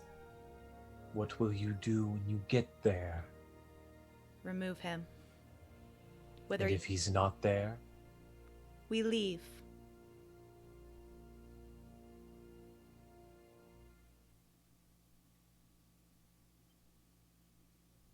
Make another persuasion test.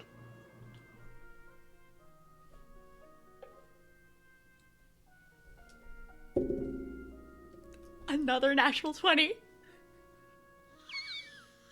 For a 29.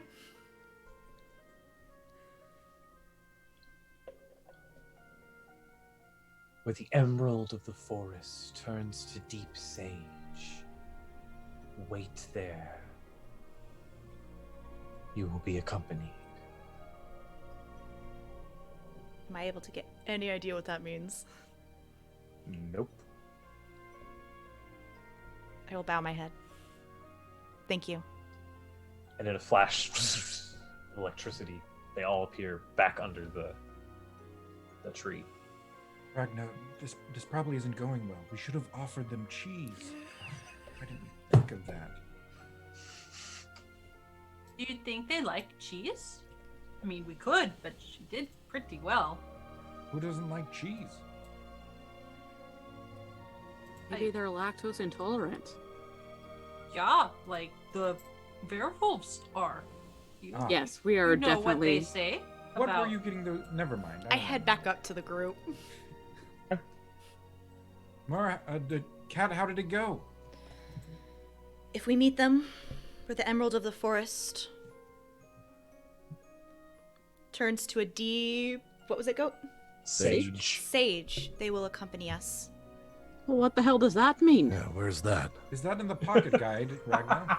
Oh, Ragnar. well, like, let's look. And I'll pull out the pocket guide. Okay, so like an emerald, like a stone, and she'll flip through the pages.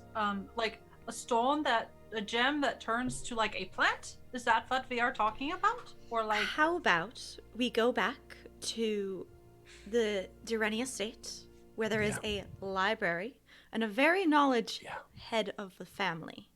and dinner, I hope. And dinner. Oh, yeah, I could use something to eat. Unless any of you have any inklings. I mean, I Ultimir, think- this is like poetry, right? This sort of thing is up your alley, isn't it? Yes, but finding the answer isn't as easy as coming up with the riddle. And frankly, I've never been here before. I don't have many stories of Somerset. Just for the sake of asking, it's not in my book, right?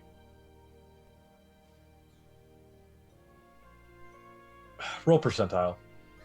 Oh, must- We'll not see what I was which expecting. edition of the Book. book you have. I have the third one. It's in my notes. It We'll see came which out only months printing of the before. third edition. Go ahead and roll. Oh gosh, I love you, Ragna, so Wow. much. 92. It is in my 22. notes. 92. 92. Wow, okay. Yeah, you have a really rare copy of this book. It talks about how the plant life in the old regions of Somerset are the leaves are so rich in hues and colors that they are frequently described as being plant gems. Oh. So the common colors are reds and greens. So emeralds and rubies are referenced a lot in more flowery descriptions of Somerset. Sure.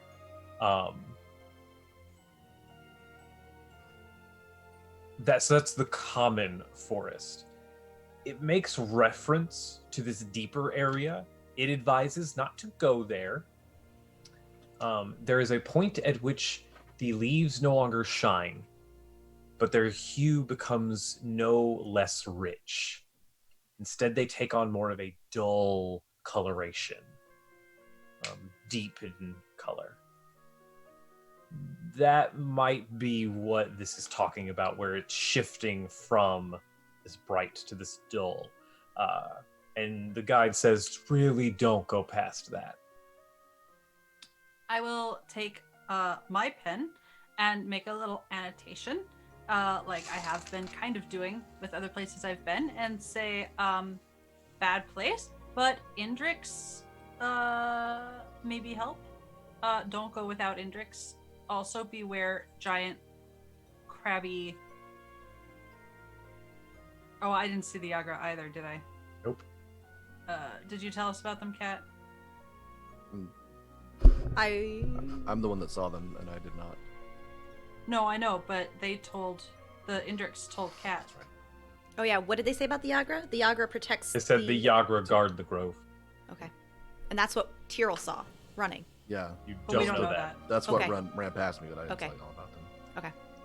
But I would have mentioned it, that the Yagra protect the grove. I would have given a quick TLDR. They maybe tell you how to spell it. It's okay. It's fine. I'll just write a couple of things here. Anyway, So what do y'all want to do? So, so sorry, Ragnar. It's saying to meet at the specific point where the brush is not as green, and then that's where they will take us. That seems to be what they told Kat, yeah? And how close is this to our current location? Oh, so glad you asked. DM. It's probably a few hours off. Oh, see? Only a few hours. Isn't it? I'm going to get all of you one of these books when we get back to a town. That has diminishing returns, but I appreciate your enthusiasm. I am as fresh as a daisy, but I understand that some of us may need some rest for the night. Yeah. And Ragna doesn't know when it would be that color. Like time of day. Or It time of doesn't year. specify just that like a like- time Yeah. of day. It changes. It's a like the types geographical of point trees, like at which it seems to change colors. Okay. the things shift, not the yeah. Mm. Where in relation would we be going the opposite direction if we went back to Opposite direction of what? the manor? The estate. It Grove is south. Manor. Yeah, so like you guys are up in the eastern part, kind of nearish where the fort was. To head to the Grove would be to go pretty much directly southwest. To head to the manor is almost directly west. Okay. Okay, so it's not. So we could go to the manor and then head south I think if if they'll we have us. put off the conversation though with Lynn, Alt will be. Alt, you seem anxious.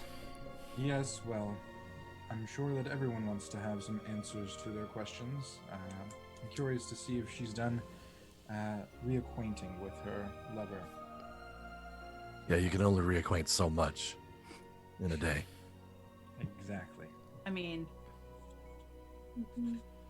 Let us head back to the manor then.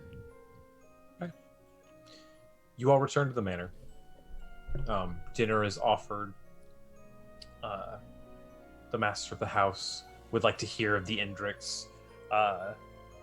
Do you tell him at all of the rite of the hunt and the battle you had beforehand, or just of the Indrix, or how much do you tell him?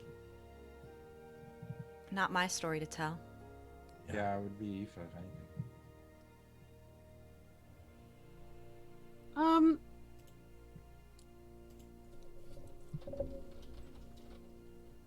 I feel like I would give him some sort of explanation for my sort of rough looking appearance, which would be that I had to earn my place again. He remarks that that's ever the place of the champion. Mhm. He offers healing, if you'd like it. Oh, sure, that would be great. At this point, it feels like the poison has drained out and the healing effects take full. Great. You ask after Lynn, and she says she will see you in the morning. It's a message that is relayed to you through one of the servants. Well, it seems like they like to take their time at this estate. It's nice every now and then. Yes, it's almost as if they have all the time in the world. Rooms are offered to you after dinner. Places you can wash up, whatever you'd like. Does anyone want to do anything before going to rest?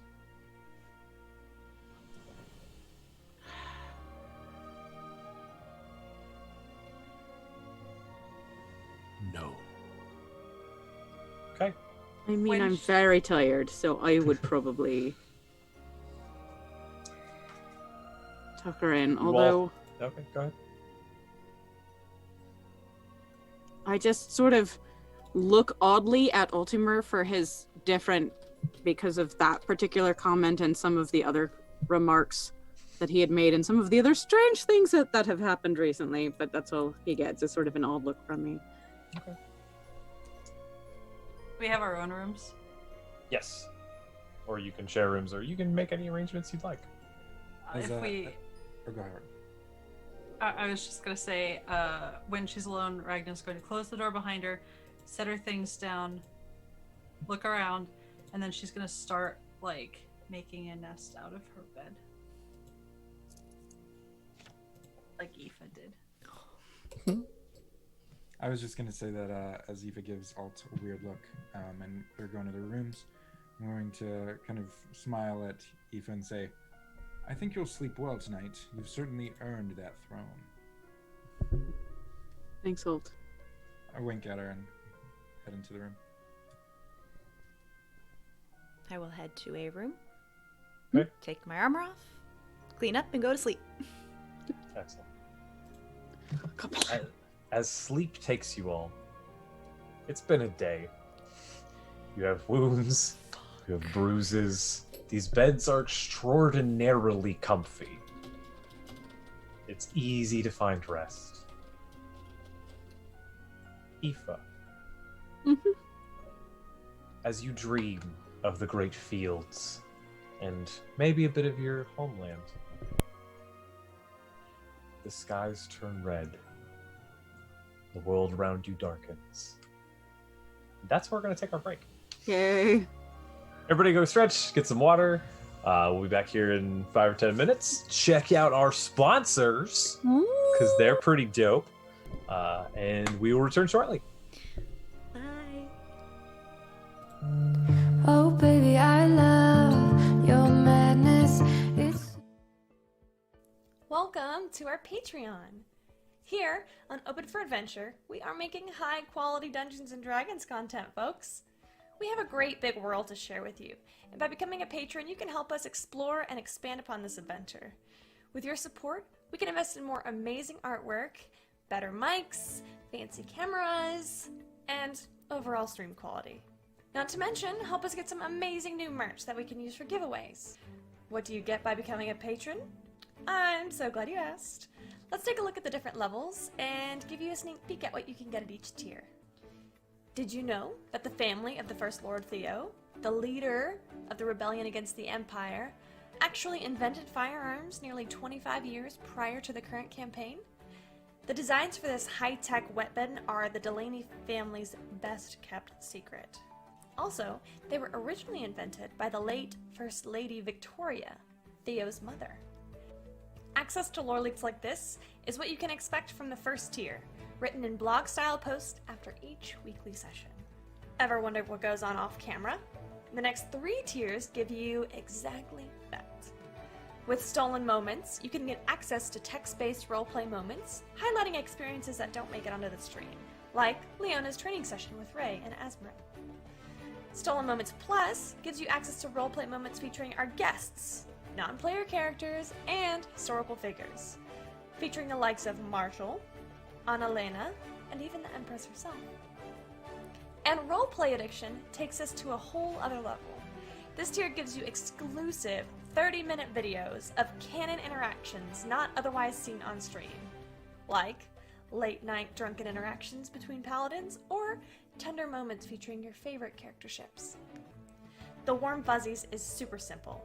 It's everything I've listed so far, and also you get your name on stream after our weekly regular sessions. Every session. And our Undying Love. And finally, the most epic of all Patreon tiers.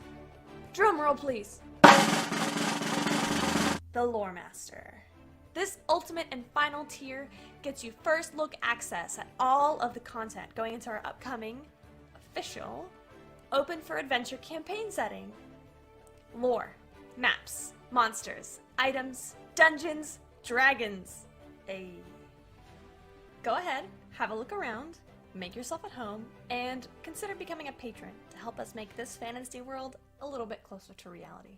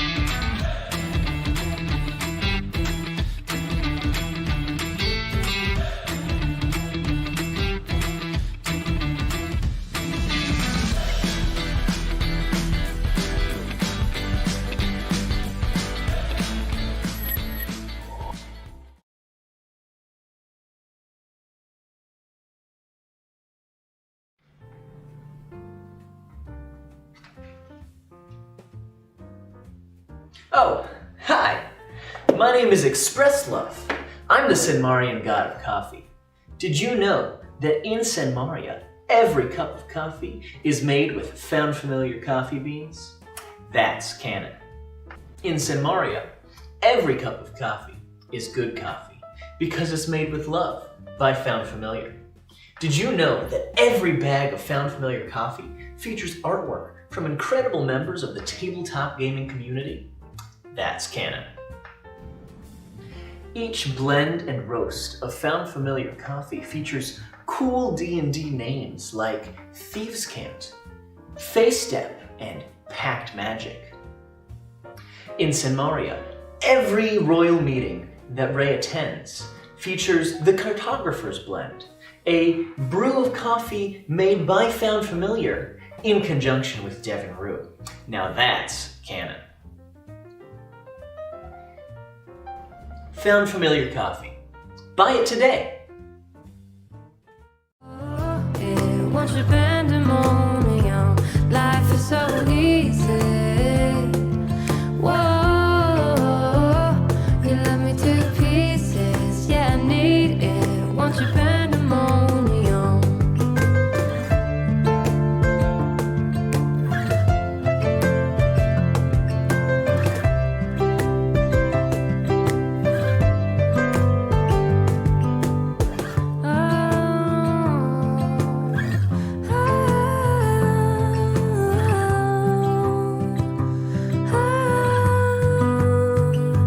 Give me your freedom. Whoa, yeah, me to pieces. Yeah, I need it. Once you're pandemonium, life is so easy. Whoa, you love me to pieces.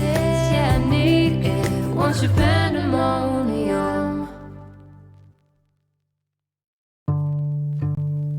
Oh baby, I love your madness. It's so incredibly beautiful.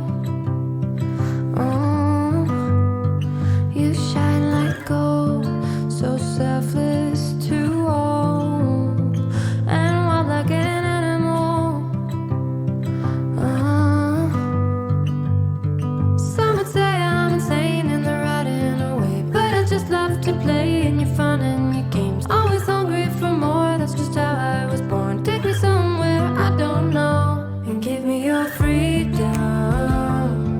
Whoa, you love me to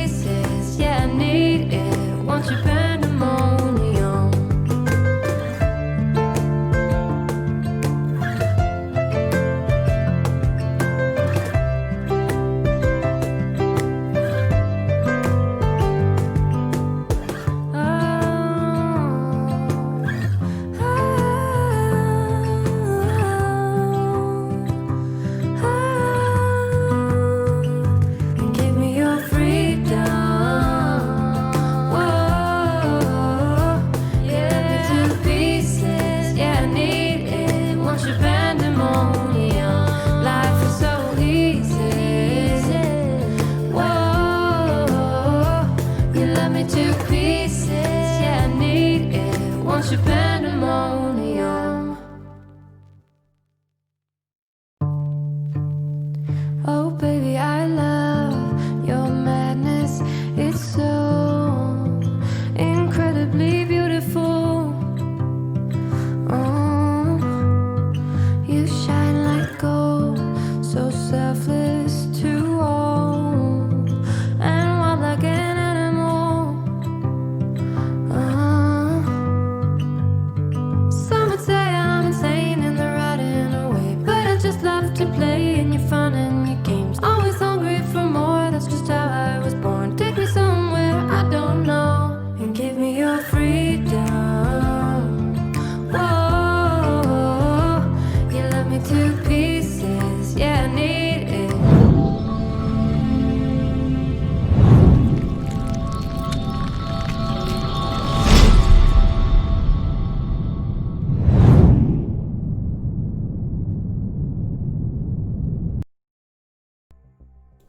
And we're back. All right. Welcome back, everyone. Aoife, in your dream, the sky turns red. The world darkens around you. This is not an unfamiliar place, nor is it an unfamiliar sensation. That creeping, cold dread. You hear steps coming from your right. I look over. You don't see a full figure. It's mostly shadow, but you can distinctly make out the great horned head and the tall silhouette of your scene. Hello, Prince.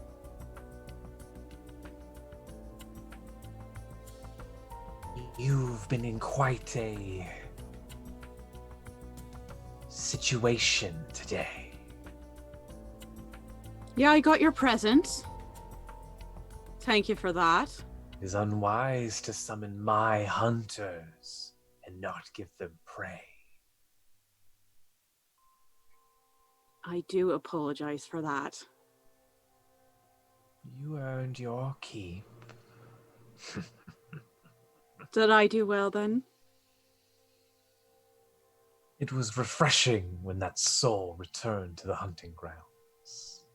For his failure, I think he'll be prey here for a few centuries. Ooh. How fun. Now, How close are you?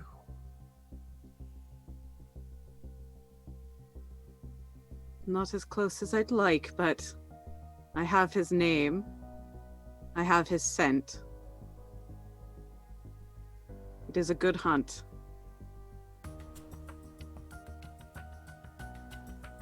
You know the price of failure? I do. Trust me, you've made that entirely clear. I shall not disappoint you, Prince. I hope not. Next time, it will not be a single hound. And there will be no right given. I'm not worried. I have a strong pack with me. Remember my words of caution. Do not let your confidence become arrogance, or you may find yourself a werebear at the end of a spear. I have not forgotten, Prince. Good.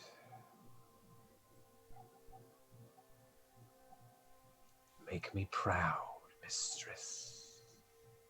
Always. He kind of like ducks his head towards you. I aim to do nothing else. Takes a few steps back and it sort of fades. The reds fade back to your dream. The next morning when you awaken, you find that you've well healed up, but the scars did not go away.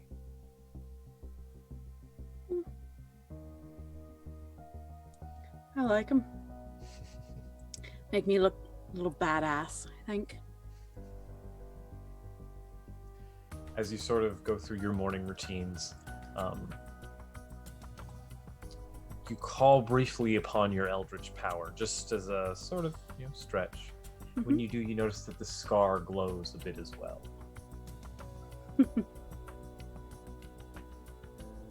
Thanks, Prince. Alt. You awaken the next morning, a bit groggy, a bit tired, but this is a fine bed. I appreciate good linens, though I haven't had them much in my life.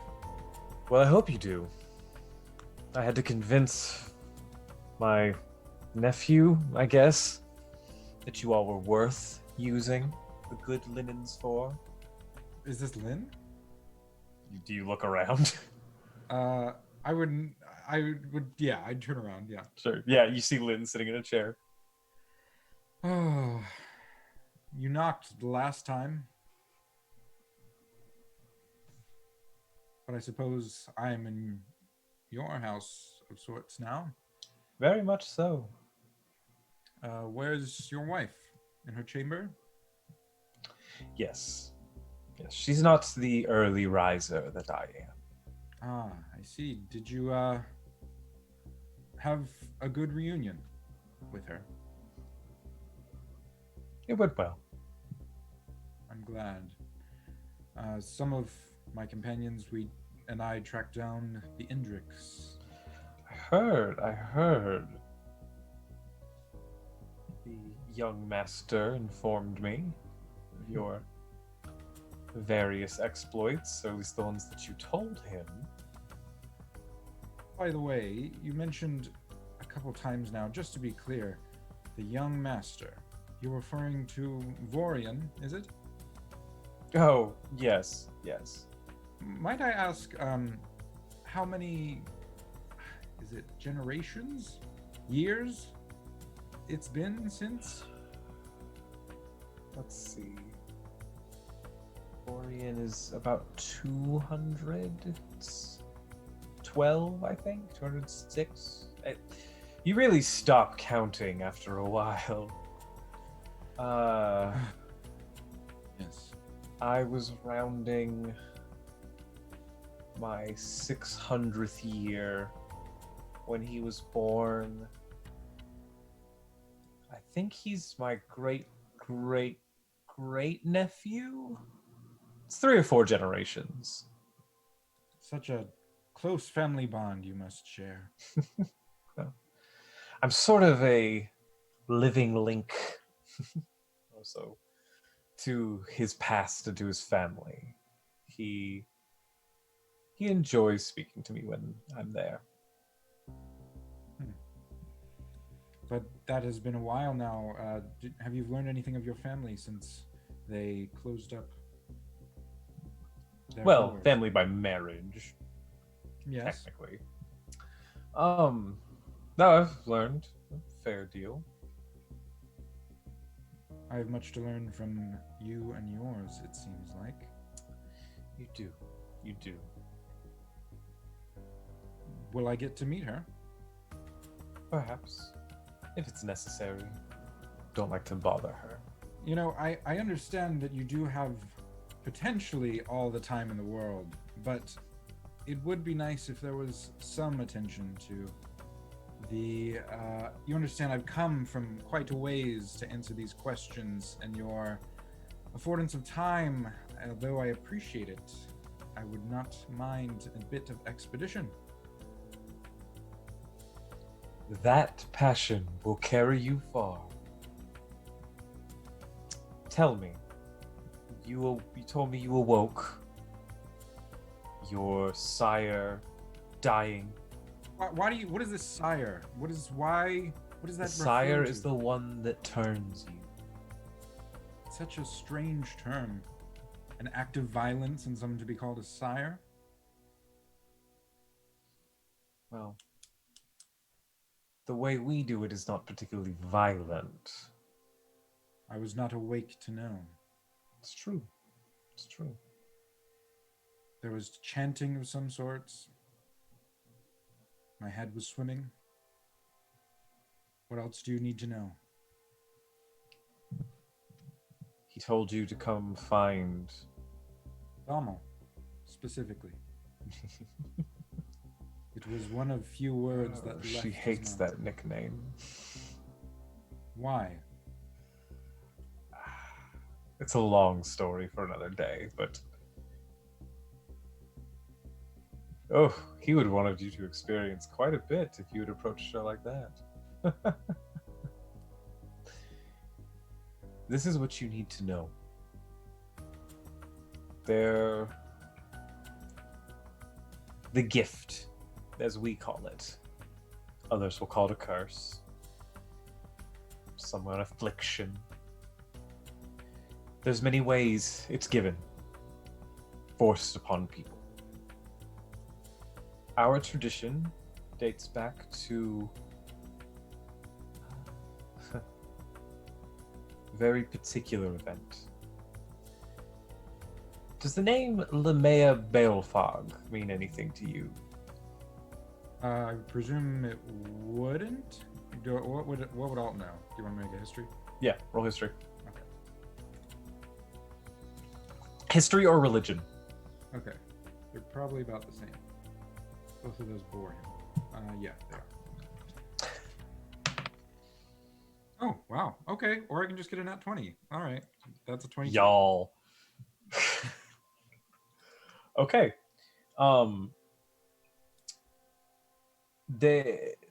You're a collector of stories for a variety of reasons. One that you heard is of a Nedic woman. Now, the Needs are a group of humans that it's a culture that no longer exists. It was wiped out long time ago. 1,000 or more years ago, I believe. However, people that don't take kindly to either the Aedra or the Daedra will sometimes tell her tale. The tale of the priestess of Arkay, attacked by a Daedric lord, cursed and turned into a creature so vile that the god she'd served all her life abandoned her. Even as she went to his temple and begged on the floor. Do I know what god she served or anything? Arkay. Oh, it was Arkay. Yeah. As the story continues, it says that whatever it is that Lemea became, she rejected her nature and swore vengeance against those in power that impose tyranny on their subjects and who abandon their subjects. That's what you'd know of the Song of Lemea. So it's kind of like she hated all people, or was it kind of like a figurehead for hating people that abandon their subjects, so to speak? Specifically people in power.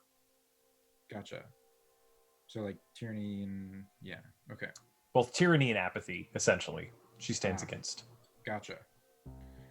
Well then, back in the moment, I would probably just say, are you talking about that tale of the priestess who likes to overthrow just snobby rulers? A priestess she was, indeed. Before Molag Bal entered her life. She is the first vampire. He would make others. There are others that claim royalty. Because they embraced the gift. She wanted to reject it. She wanted to be freed. Sounds pretty reasonable to me.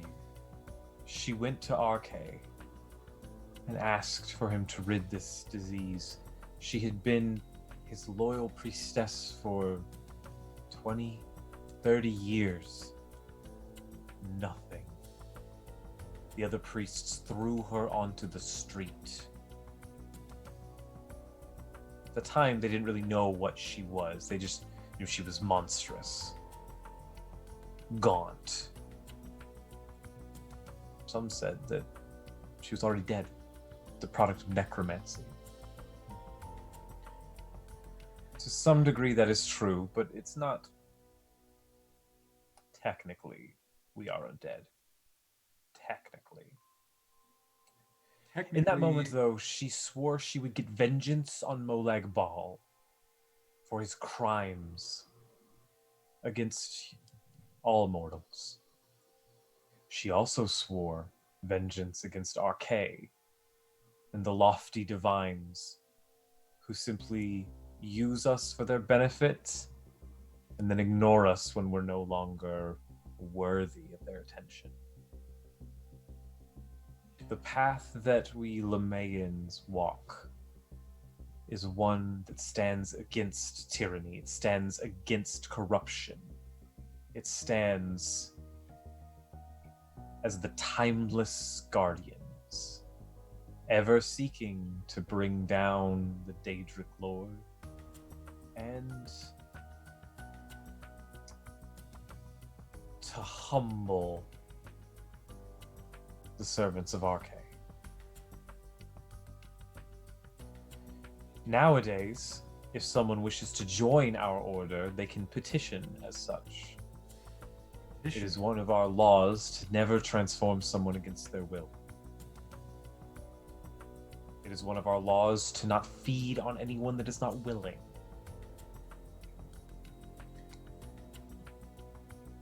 It seems as though there are things that were unconsidered by my sire.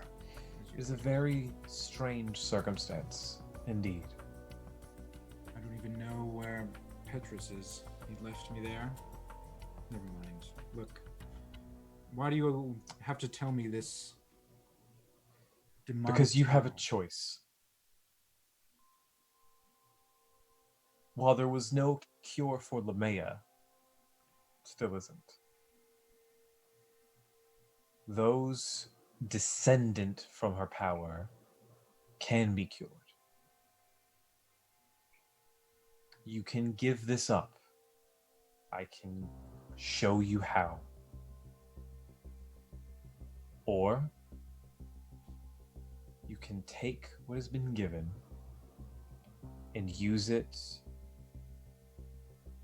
to make the world a better place. Some people say that you have to be a paragon of good to fight evil. Sometimes it's better to have a little bit of darkness. Quite an interesting perspective to call an existence filled with feeding upon the living, having no mortal soul, and people that primarily have transformed themselves into beings of destruction, to count that as an opportunity for new good to be made. That is tales of irony of which I've never even written. I will admit I had not considered any opportunities for maintaining this condition. I certainly mostly sought to rid myself of it. This unlife that would change the way that I have lived in the past and with no choice of my own altered my future. But at least you do tell a good tale. I don't know if it's true. But I don't lie to those in my line.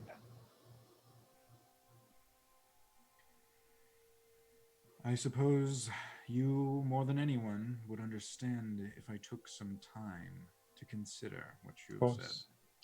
The offer stands, but magic runs strong within you. What makes you say that? You are no average conjurer of cheap tricks. That's what I was paid to do. Indeed, you are capable of great power. Destruction, you mean? No, power. There's more. There's more to magic than evocation and destruction. Sometimes things need to be evocated. Sometimes they just need to be spoken to. That is fair, and so is this what I would be signing up for? To learn from you? Or Whether you know it or not, the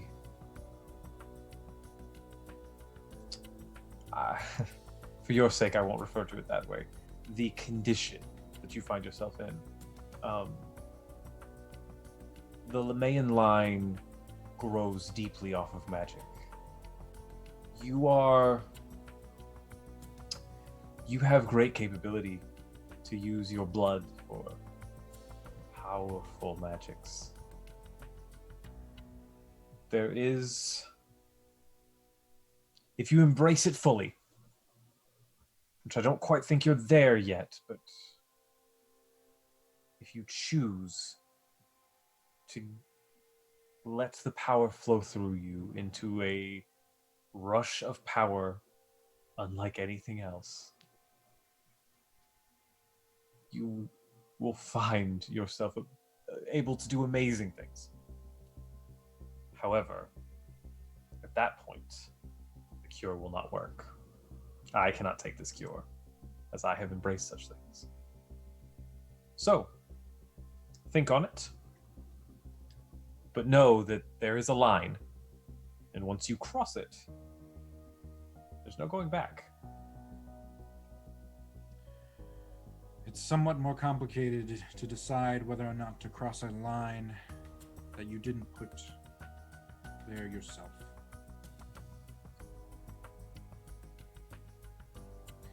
I will think on it. I will consider what you have said.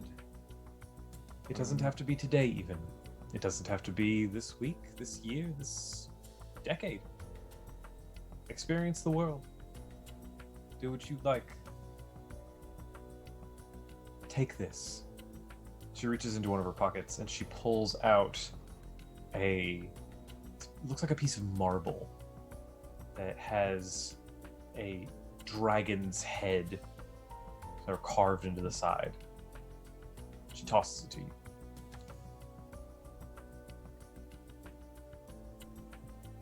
What is it? Channel some magic through it, and it will tell me where you are.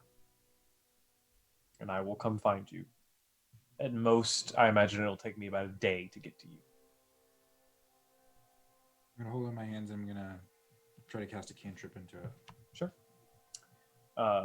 It sort of shimmers a golden color. And you see Lynn twitch slightly. She said, well, you're 3 feet in front of me. Oh, I was just checking if it was working, that's all. Look, I do appreciate this.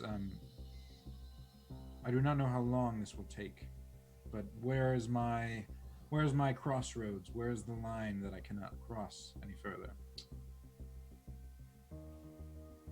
It's easier to show you. You As said she that last says time. that, she lifts up a hand and sort of clenches into a fist, rolls it around, stretches out, and you see this sort of a small wind kicks up, and it's almost like a gray sheen of dirt kicks off the floor and passes over her very quickly. And as you look on her, as this sheen passes, she grows. Her skin turns pale, her eyes redden, fangs elongate. It's an interesting visage. It's only there for a moment, but in that moment, you're not even using detect magic right now. You can feel the pressure of just being in her presence. It's captivating, it's alarming, it's frightening, it's alluring, it's a lot. And And just as quickly as it came, the wind passes away. And she sits there, as she was. Well, The realm of midnight can transform you and unlock things, abilities you've never known you've had. Embracing this transformation, which doesn't have to be that fleeting. That's the line. Most people never get to it, which is why the cure is usually considered universal. You are very close. When was I very close? Right now. I haven't done anything. Magic is in your blood. Others have to make deals. Someone else provides the magic. Some they study incantations in depth. For you, you were born with it. And it is strong. And the transformation, the essence of your blood in these rituals, it amplifies that. With a bit more experience, with a bit more practice, with a bit more... Fuck it. You could certainly reach that height. Compelling arguments to become a bat by none other than the bat himself. But I cannot deny what I have seen. Your personality just became so much more charming than usual. I barely recognized you. I'm very charming to those I want to be. Yes. Especially when you put blood on you just to... You know what? Never mind.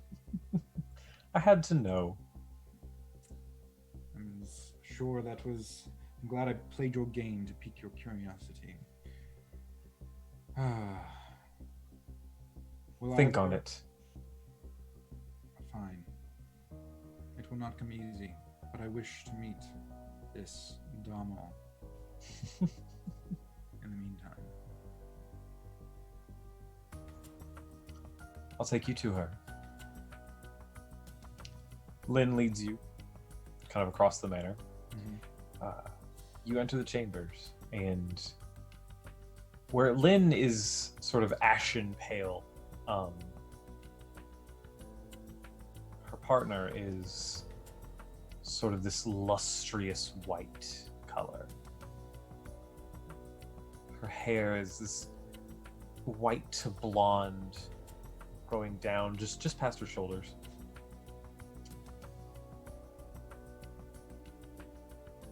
She's a stunning woman. She smiles at you. Lynn kind of gives a chuckle and says, I'll leave you two alone. Dahlia, be nice.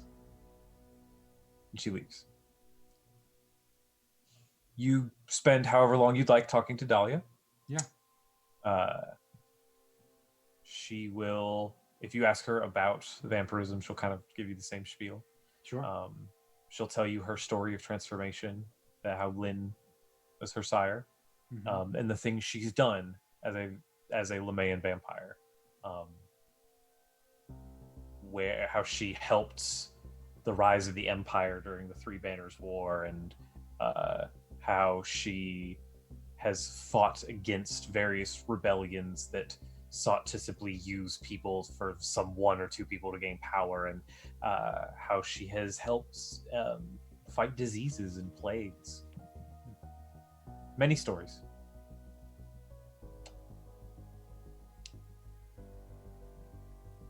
After a bit, you join your companions. Yes. What would you all like to do? What's everyone else doing? Yeah. In the meantime. Making a hearty breakfast. Please and thank. Sure. Food is provided. It is wonderful. Giving thanks to... I'd be saying thank you to whoever is allowing us to stay. I would like to make a point of specifically saying thank you to them. It's Vorian. Okay. I'm scarfing down breakfast in the most feral way possible. He doesn't seem to mind. I make it quick and I go to get ready to leave. Sir? I'd probably come up to the table as Aoife is chowing down and just be like, Aoife, please, it's not that hunter anymore. You can take your time. Oh. You know what? Never mind. Have it your way, friend. I'm sorry, I was really hungry. The day I see one of the masters of the hunt use utensils, I will know it is my time to leave once. Thank you. A man of culture, I see. I didn't realize you had so much experience to draw upon. He simply shrugs. Goes back to eating. There's been a few, as he mentioned, there's been a fair number of us over the years. That have met him? That's news to me. He only said that one he's met, but okay. Gifted him the chair. You all have breakfast? You get ready? Yeah, I guess I'll sit down and I'll just kind of like sit next to Aoife and kind of like just probably be off in my own world, just thinking. Hey, Altamir. Yes, Aoife. How's that song going? Oh, the sonnet. It's great. I was going to go with the Gorgonzola bit, but now you've also been in a rite of the hunt. I can't decide. And there's just been some other things on my mind, as always. But yeah, it's coming along well. Did your conversation not go well? No, it went fine. It was. Oh right, you were having that conversation with Lynn and her partner. Yes, it was good to meet them. They seem like very accomplished women, you might say.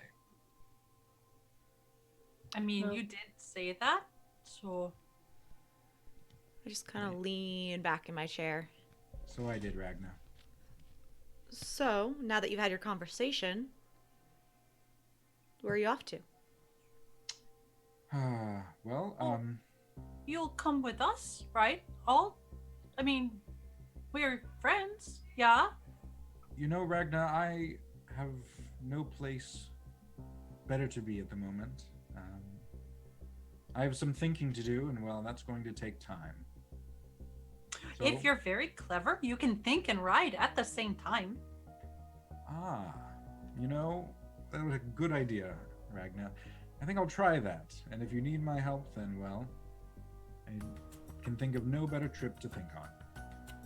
Besides, how are you going to finish a song about me if you don't stick with me and see all of my fabulous exploits? Well, if you keep making me rewrite it every time you do something, then that's going to be hard to finalize. Don't you just keep, like, adding stanzas? I feel like these songs are, like, years long, right? Yes, repetition has never been part of my repertoire to this degree, but you know what? Why not? Maybe you should just write a book for her. That's true, but I'm not. Are you all having this conversation before you leave or on your way? We can do it on my way. Let's just do it on the way. Yeah. Sure. I would have not sat at that table listening to this conversation. You all make your way. Oh, go ahead. It's just the 5 of us, right? Like, Yeah. Lynn's not coming. No. She's busy. I would like to say dear, I would like to say that Alt, of course you will come with us because we are your friends and you are our friend. You are terribly clever, and I don't think we could do this without you because you are very smart. Not to say that no one else is, like, we are all smart in our own ways, of course. Like Aoife, she is smart with her, like, I suppose. It was very good, like very gross, but very good and smart in like a wolfy sort of way. Kat, you are smart with like the whole ghost Indrik things. Like that was weird. But you were very clever handling that, and I don't know what you said, but I literally that is just another kind of smart. Talk to them. Well, yeah, but you couldn't do that if you weren't smart, right? You said smart things. They liked it. They seem very smart. Yeah. Tyrell, you are very stabby, but I think that you are very, He's very good at being stabby. he is very good at No being idea. stabby. No, but he has plans. Planning is very smart too. You don't want to just randomly stab. That is not so smart. I mean, I don't know. I don't stab anything, but that's why You I should don't do the try it. stabbing. Okay, I could. I don't. You might think like that- it. You don't know until you try. That's true. That is true. But I am smart in other ways. Like I am smarter with knowing when to use my cheeses, which I didn't have to do. Yes, but speaking I of was that. ready. Why did you Yeah, have no. all those cheeses out? No, I am on a mission. I am inspiring you as a leader, technically, so that you gain 18 temporary hit points, whatever those are.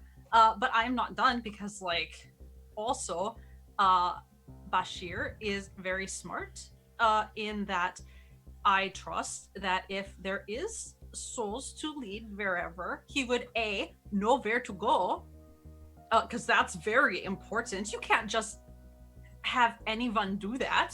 Like, I couldn't do it. I don't know where to take them. And then also, like, he is very good. If I shuffle off this mortal coil, I would like him to take me. You know, like, what better kitten to go somewhere with than Bashir? I don't think he has hit points, but maybe he could have, like, a little extra kitten treat or something. And that should do it. I'm good. God damn, I love her so much. Why are you all laughing at Ragna? Ragna is very inspired. Cat doesn't laugh. Cat is incapable of laughing. After this lovely, lovely speech from Ragna, Yeah, sure. I'm gonna ride to the back with Alt, or wherever you are. I'm gonna ride up next to you. You find him laughing, and he says, "Yes, Ragna, sometimes the things that aren't funny at all turn out to be the ones that get laughed at." Oh, thank you, friend. And as you come up, yes, Cat. See, your mood has brightened a bit. Yes, well, it's hard to stay dim around Ragna. Very true. But you sure you want to come with us? I don't want to drag you into something that your heart's not going to be into. It causes issues usually.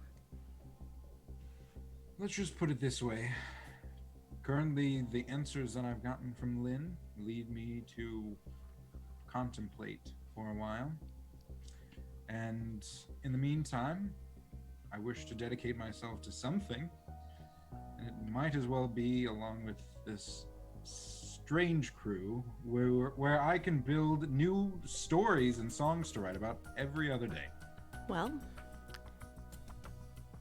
if you want to join a group that is bent on chasing a very dangerous man with a very pointy spear, be my guest.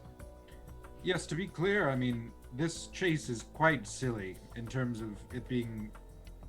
You're chasing after a random revolutionary with a spear that Aoife needs, that Tyrell, I don't know why he's here, and with Aoife just to get the spear back, and Ragna to help with the Fighters Guild presence. I'm not too sure yet, and she probably still needs to talk to what's her face, her sticky supervisor. Her asshole Anyway. supervisor.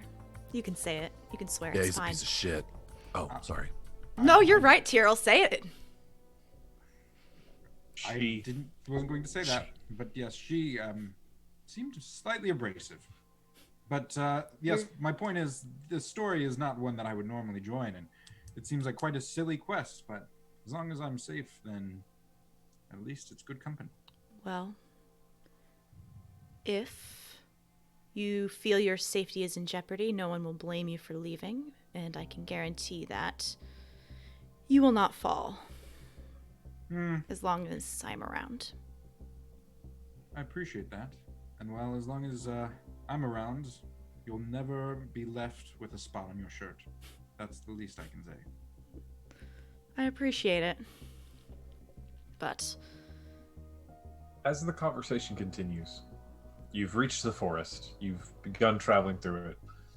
And the description of emeralds and rubies is pretty accurate. These leaves and these tree trunks and the various bushes, they almost seem to glow in their luminescence. As you go in, the trees do get thicker. Canopy more overbearing. Seems to get darker as you go, despite it being fairly early in the morning.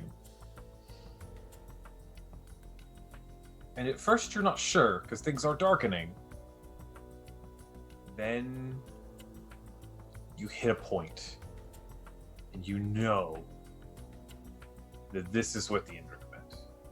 This area, it's not immediate, but there's about a 10 or 15 foot span where things become less bright and more deep, more mysterious. Like they've lost their luster, but kept their power. You all wait for the Indrics? yes, 100%. You don't wait long. I'm sorry, go ahead. I was just gonna say I'll make notes in my pocket guide. You don't have to wait long.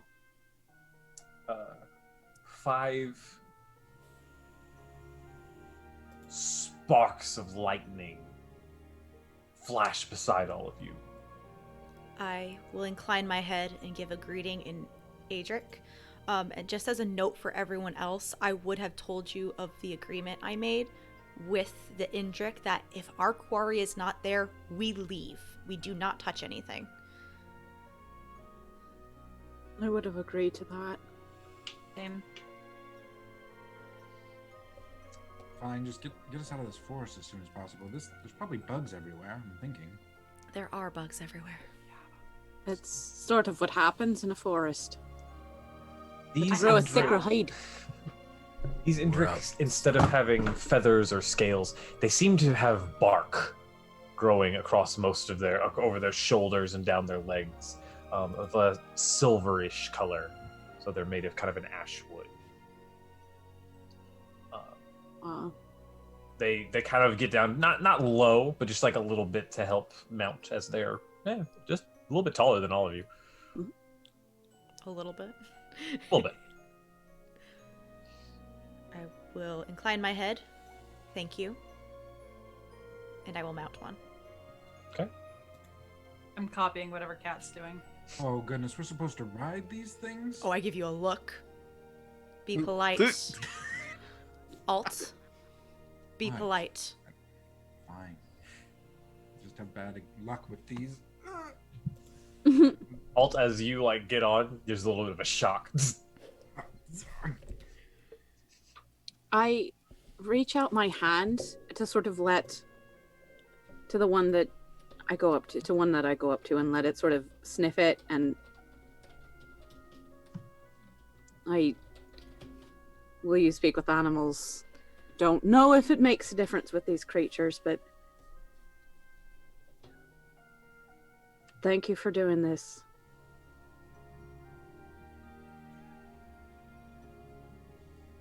Doesn't respond, just kind of nods its head at you. All right. Gosh, you're beautiful. Okay, thank you. Here we go. And I get on. And as soon as you all are on, they take off running. Since most of you have been on horses and various things before, usually there's a bit of a buck, and you have to hold and keep your grip. This ride is almost as though they're not even touching the ground. They just seem to glide through the forest. And as you go further and further in, it becomes darker and darker becomes harder to see. You can barely see 5-10 feet out from wherever you are. You hear this chittering noise. Tyrell, as you look around, every now and again you see those same spikes and chitinous forms that you saw fleeing from the werewolves earlier. They don't seem to bother you, though. They do get close. As you press further in, as the darkness seems like it's going to overtake you, out from their horns, the Indrics start shooting little bouts of lightning. Just enough to keep the way lit. It doesn't seem... They seem to be shooting it up, like above them, though. You get the feeling this isn't for them. That they're trying to let you know where you are.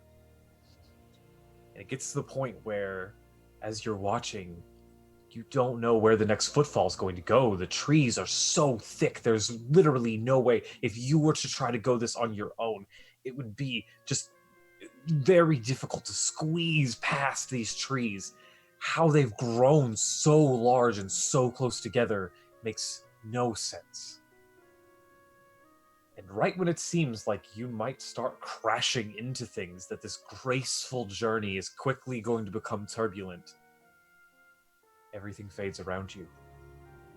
In the strangest sensation of both falling and floating at the same time, the world kind of takes this blackish purple hue for the briefest second, and then you're back in this dark wood.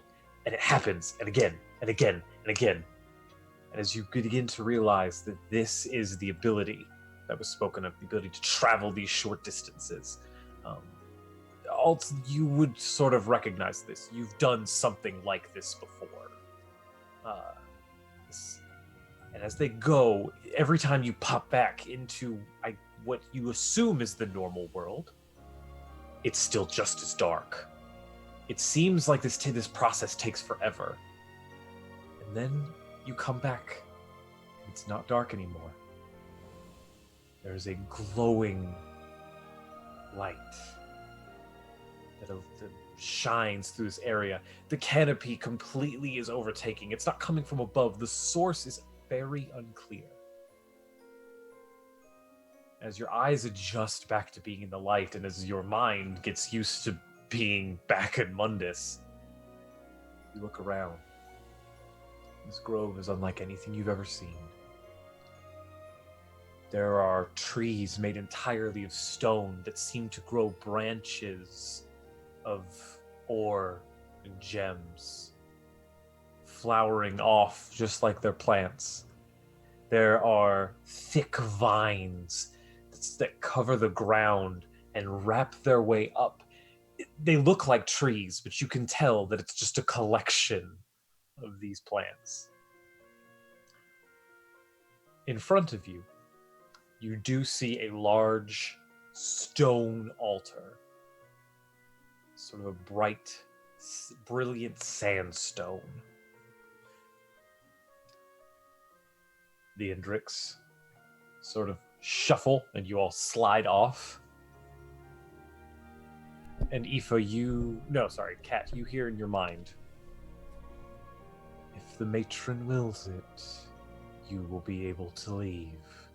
And the Indrics poof away in a much less brilliant display this time. As this one talks to me, I kind of like nod, and I kind of look around at this very gorgeous grove. It's like I've seen something I knew I haven't seen before, because I don't usually look like I've seen a lot of things, and it's hard to impress me. Are they coming back? They said that if the matron wills it, we will be able to leave. I kind of liked them. I kind of wish we could... Can we keep one? Is that a thing? I don't think so, but... Promise or anything, just maybe, if we are nice, we will get out. I suppose we shouldn't take anything from here. How big is this grove, by the way? It's fairly large, but what you can see is couple 100 feet in any direction. And is it like carved like out of a wall of trees that just abruptly stops, or is it like still a full? The tree, the thick kind of wall almost of trees does grow out. From once you go inside, there are these strange trees made of vines and trees made of stone as you go, but they're a bit more spread out. The ground is very uneven as sort of the roots have carved their way through, making whatever paths they like. This is not a place settled by man or mer. We should be careful and search carefully. Mm-hmm.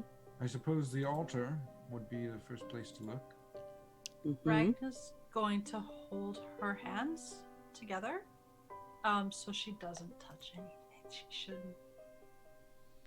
Aoife, you said you have his scent. Do you smell him?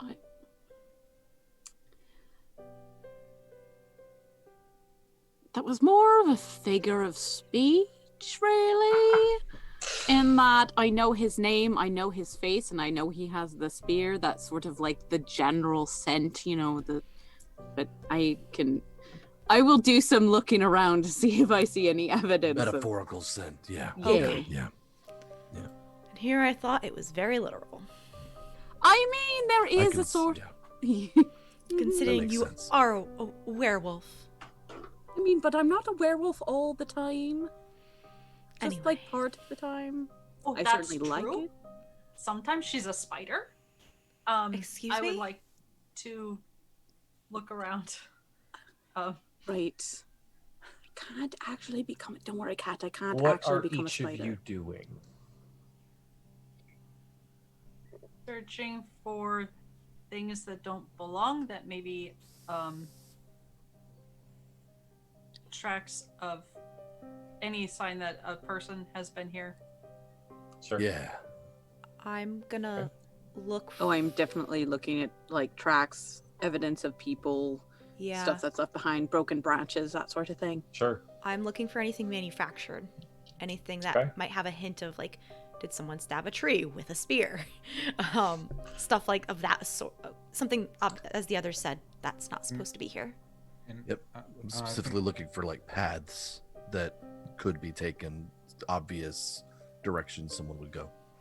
I'm gonna cast Mage Armor on myself because I've meant to do that for a while. And because I want to stay hours. And I would also like to be looking mostly for like anything magical about this forest, like checking out. I mean, I'd be more interested in the grove than the clues, if I'm honest. All would. Everything seems magical.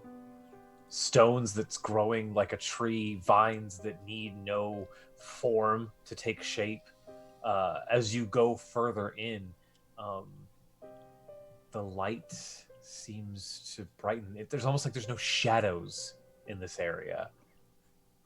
Everything seems unnaturally magical. There are no tracks here either. There's nothing manufactured. There's no broken branches. There's no spear wounds. As far as you can tell, this place seems untouched.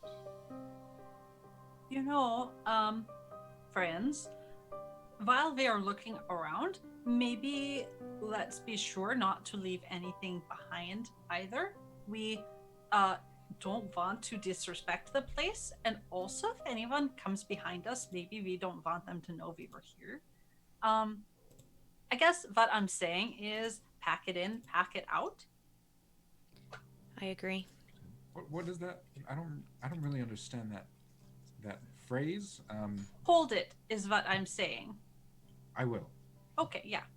Oh, that's a great idea, Ragnar. I'm with you on that.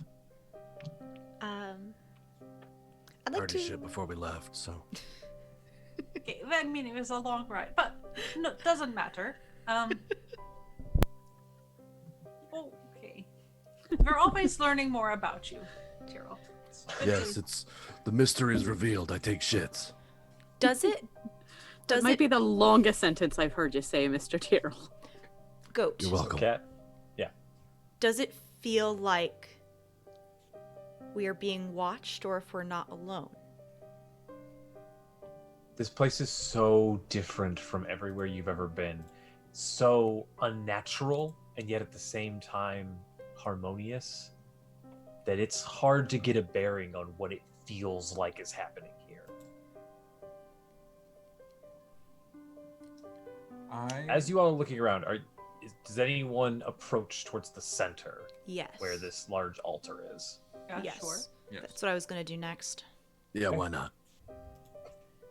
As you approach through, making your way, kind of crawling over the roots, trying not to get caught in any of them and embarrass yourself,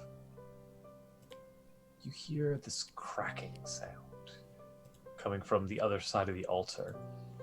And this gray ashen wood rises, a singular branch, and then another, and then another. And they begin swirling together, and then a second sort of stalk of them. And they get up a few feet, and then they curve together. There are gaps in between them in some places. And as they rise, this orange light begins to seemingly fill it up from the ground up. It gets to about 7 feet tall, and then it expands outward. It's beginning to take on a humanoid shape. And as it expands outward, 2 arms appear, and then upwards it comes, and a face forms, and the branches sort of spread out like a crown of horns, about 2 feet.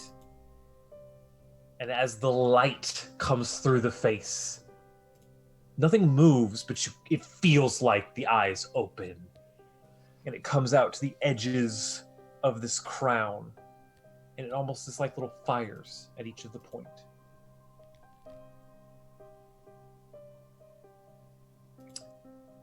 And that's what we're going to pick up next week.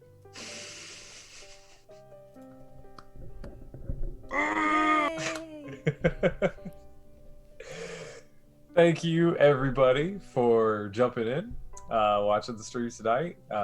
It's good to be back after a week off. Who wants to begin our little wrap-up? All right, Eva, go. Hello, my name is Eva. I stream erratically here on Twitch under Eva Serrate. I can also be found on Twitter. I apologize, my neighbor kid is practicing the trumpet, if you can hear that. Great. Okay, fine. That was just a weird non sequitur then. I can also be found on Twitter at the Eva Serrate. I think I had something else to say, but that's cool. My favorite thing tonight, gosh, it was so great to be back, and there were so many great moments.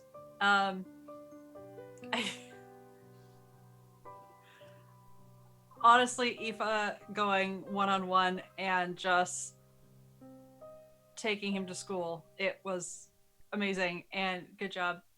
You did so good, baby. Yay, Aoife. I'll go next. Hi, I'm Mare. You can find me on Twitter at Archmage of Dice. My Thursdays are free now. No longer playing Invisible Sun, so you'll find me here on Fridays at 6 p.m. Central. I got nothing else going on except I'm recruiting for some games in the Discord. So, heck yeah, let's do it up. Join the Discord. Yeah, join the Discord. Do it. I'll go next. Oh, wait. What was your favorite part? I always forget. Damn it. Cheese. I wanted to know what you were going to do with the cheese. I know! Yeah. Okay, yeah, I'm going now. Okay, so hi, I'm Dan. You can find me everywhere on the internet as Dan Rand. Here on this channel, Friday nights with these beautiful people with Sunsets of Summer, and on Monday nights with other beautiful people for Fates Chosen, right here on this channel. Other times on my own channel. Schedule's a bit wonky right now. We'll figure it out. My favorite part, the one-on-one. The fucking duel was dope. That was so much fun. That was cool to just sit back and watch. I'll go. Hi, I am Jordan, aka the Lady Dame, otherwise known as Aoife. And you can find me, obviously, here on Fridays playing Sunsets of Summer. I am also on the Gold Heart Gaming channel, although we're currently on hiatus until September, in Monday afternoons in their Descent into Avernus game. And then I also stream on my own channel on Tuesdays and Saturdays, super, super late at night Pacific time when nobody is able to watch anything anyway. But I have cute new emotes done by the amazing Pixel Cat, and they're fantastic. So, you know, it's worth subscribing to my channel just for those. I'm not gonna lie. Let's see. My favorite part of the session, there were a lot of good ones. You know, it's got to be Ragna's inspiring leader speech. Like, yep, that was definitely a highlight right there.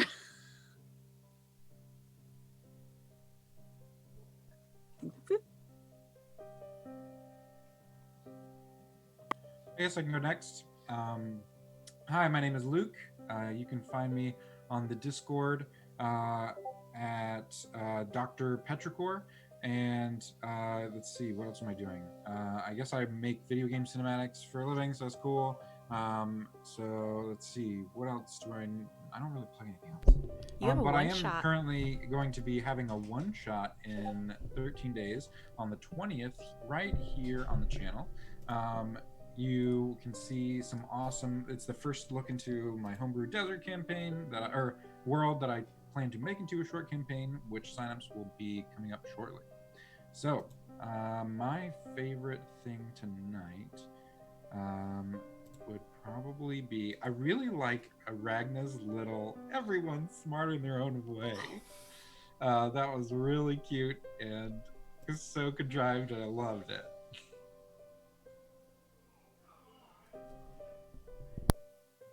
All right, and I am Goat.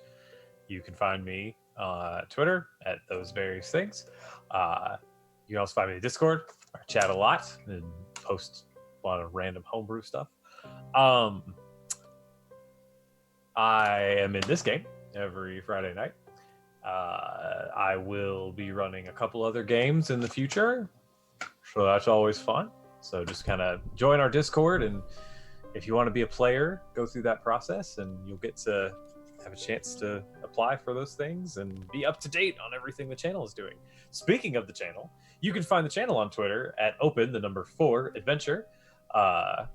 We have a full slew of games. I think next week. Next week. Next The week we week of literally the have a 16th. game every single day. Aren't you in one of those games, Goat? I'm running this one, and I'll be in the Iron Battalion. That's right. I should probably make my character for that. Details. Sundays at 3 we have the Sunday Friends. That's one of our long-running campaigns. Monday we have Fate's Chosen, our flagship campaign. Tuesday is Modern Josh's. Gods. Modern Gods. Oh, Modern Modern Gods. Gods. Right. Sorry, I thought that was Wednesday in my head. Wednesday is the Iron Battalion. Thursday will be Josh's. Luke. Let's Luke that week. Josh's is on Saturdays. Josh's is Saturday. Jeez. Josh's game is on Saturday, and And Sunsets that of Summer will be That on is get going there. to be at 1 So much p.m. content. Yeah. a ton Josh's of content. Honestly, premieres it's the 15th at what time Central? It is at 1 p.m. CST. Beautiful. Yep. So, like I The said, that's rad all. cast, too. I'm looking forward to it. Yeah. All in our Discord, all on our Twitter. So check that out if you want to see more of this great RP-rich content. We need to shout out our Warm Fuzzies. Yeah, we I do. got it. From the Patreon, which you can also join. Yes, come ask us about our Patreon. And our For some of that good content. For that good. So for our first warm fuzzy of the evening, we have Belle Chavez. Chavez, OG OG. over A We Bay, have the original. Christina. We have Guildmaster Sev. Sev. We have Quincy. Quincy. We have Andrew, Fellowship of the Tables, the Bay of Bay of Gifts. Gifts. Also, the Wikimancer. And the Wikimancer. And That's good. Mancer. And lastly, but certainly not least, we have Patrick. Yeah. Thank you to all our warm fuzzies. We do appreciate you guys supporting our Patreon and just whatnot. Helps us make all kinds of cool content and do all kinds of neat stuff. Like make stickers of our characters that y'all can get, and just all sorts of stuff. Oh yeah, my favorite thing about tonight. There's a lot of really epic moments with fights and whatnot. But my actual favorite thing was everybody had such a great one-liner at some point or another, or just like a small quip they made offhand. It's always great coming back from a break. Everybody just dives right back into their characters. So that was so much fun to watch. All right, guys, tune in, and we'll see you guys later. Bye.